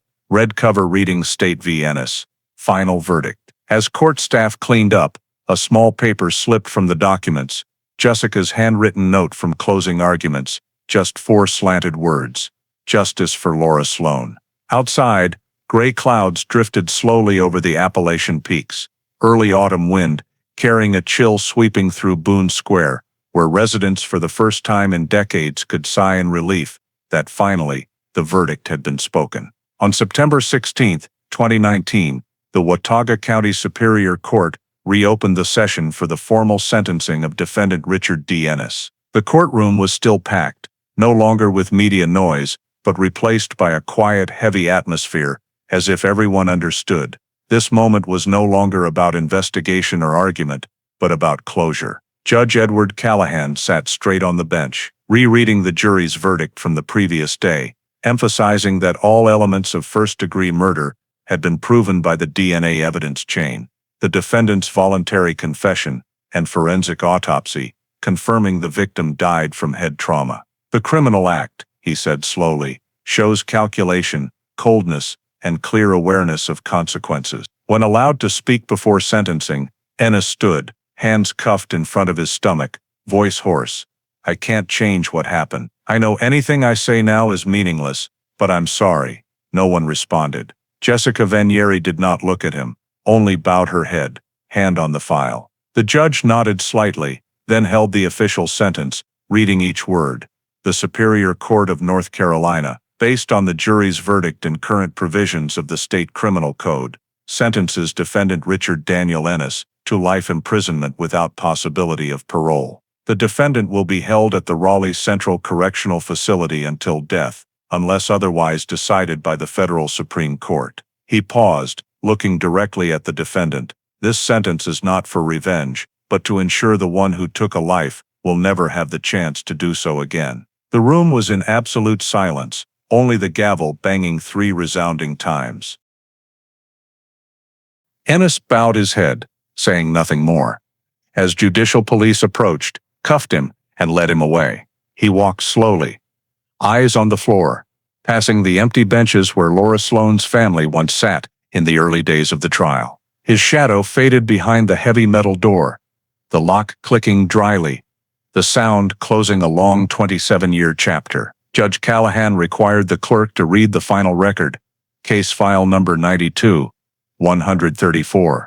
State of North Carolina v. Richard D. Ennis, first-degree murder charge, officially closed. The Laura Sloane case, missing August 1992, now recorded as a resolved homicide with final judgment. Copies of the sentence were sent to the State Department of Justice, Watauga Prosecutor's Office, and Raleigh Cold Case Unit for archiving. As Whitaker and Barnes stepped out of the court, light rain fell in Boone, droplets on the cold stone steps, trickling down the grooves in the old cement, like time washing away the remnants of a case that haunted the community. In his investigation journal, Whitaker wrote the final line, September 16, 2019, sentence pronounced, life without parole. File 92-134, closed after 27 years. Justice came late, but it came. He closed the notebook, put away his pen, then looked up at the gray sky, knowing that from today, Boone would no longer be a place of questions, but where the final answer is kept. That truth, though buried under decades, will still be found. On September 30, 2019, 2 weeks after the life without parole sentence took effect, Special Agent Mark Whitaker sat in the small office of the Cold Case Unit in Raleigh to complete the final summary report for the Laura Sloane case. File number 92-134, opened in 1992 and closed in 2019. The document was over 400 pages thick, divided into 6 main sections, reflecting the entire nearly 3-decade investigation journey. On the title page, he typed, Final Investigative Report, Laura Sloane Homicide. In the introduction, Whitaker summarized key milestones. August 8, 1992. Laura Sloane reported missing. 3 days later, her car found burned in Pisgah Forest, 1994. File classified, inactive, suspicious missing. Then, with the Cold Case Unit's establishment in 2005, the case was revived. Old evidence discovered, modern DNA testing identified the perpetrator. The next section, procedural overview, detailed operational steps from file review, evidence extraction, seal verification, crime scene reconstruction, to collecting new suspect DNA in Virginia. Each step was clearly described, with document references and related witness transcripts. In analysis and findings, he listed 3 decisive success factors. First, intact sealed evidence preservation in Boone County storage. Second, leaps in STR-DNA analysis technology, allowing extraction from over 2-decade degraded material. Third, interagency coordination, Boone County Sheriff's Office, North Carolina State Bureau of Investigation, and FBI. He emphasized that without persistent storage and original procedure adherence, the case would never be solved. Whitaker also dedicated a separate chapter, Initial Oversights and Lessons Learned, analyzing early investigation errors. According to the report, in 1992, evidence preservation was substandard, DNA forensics not widespread, and crime scene evaluation limited.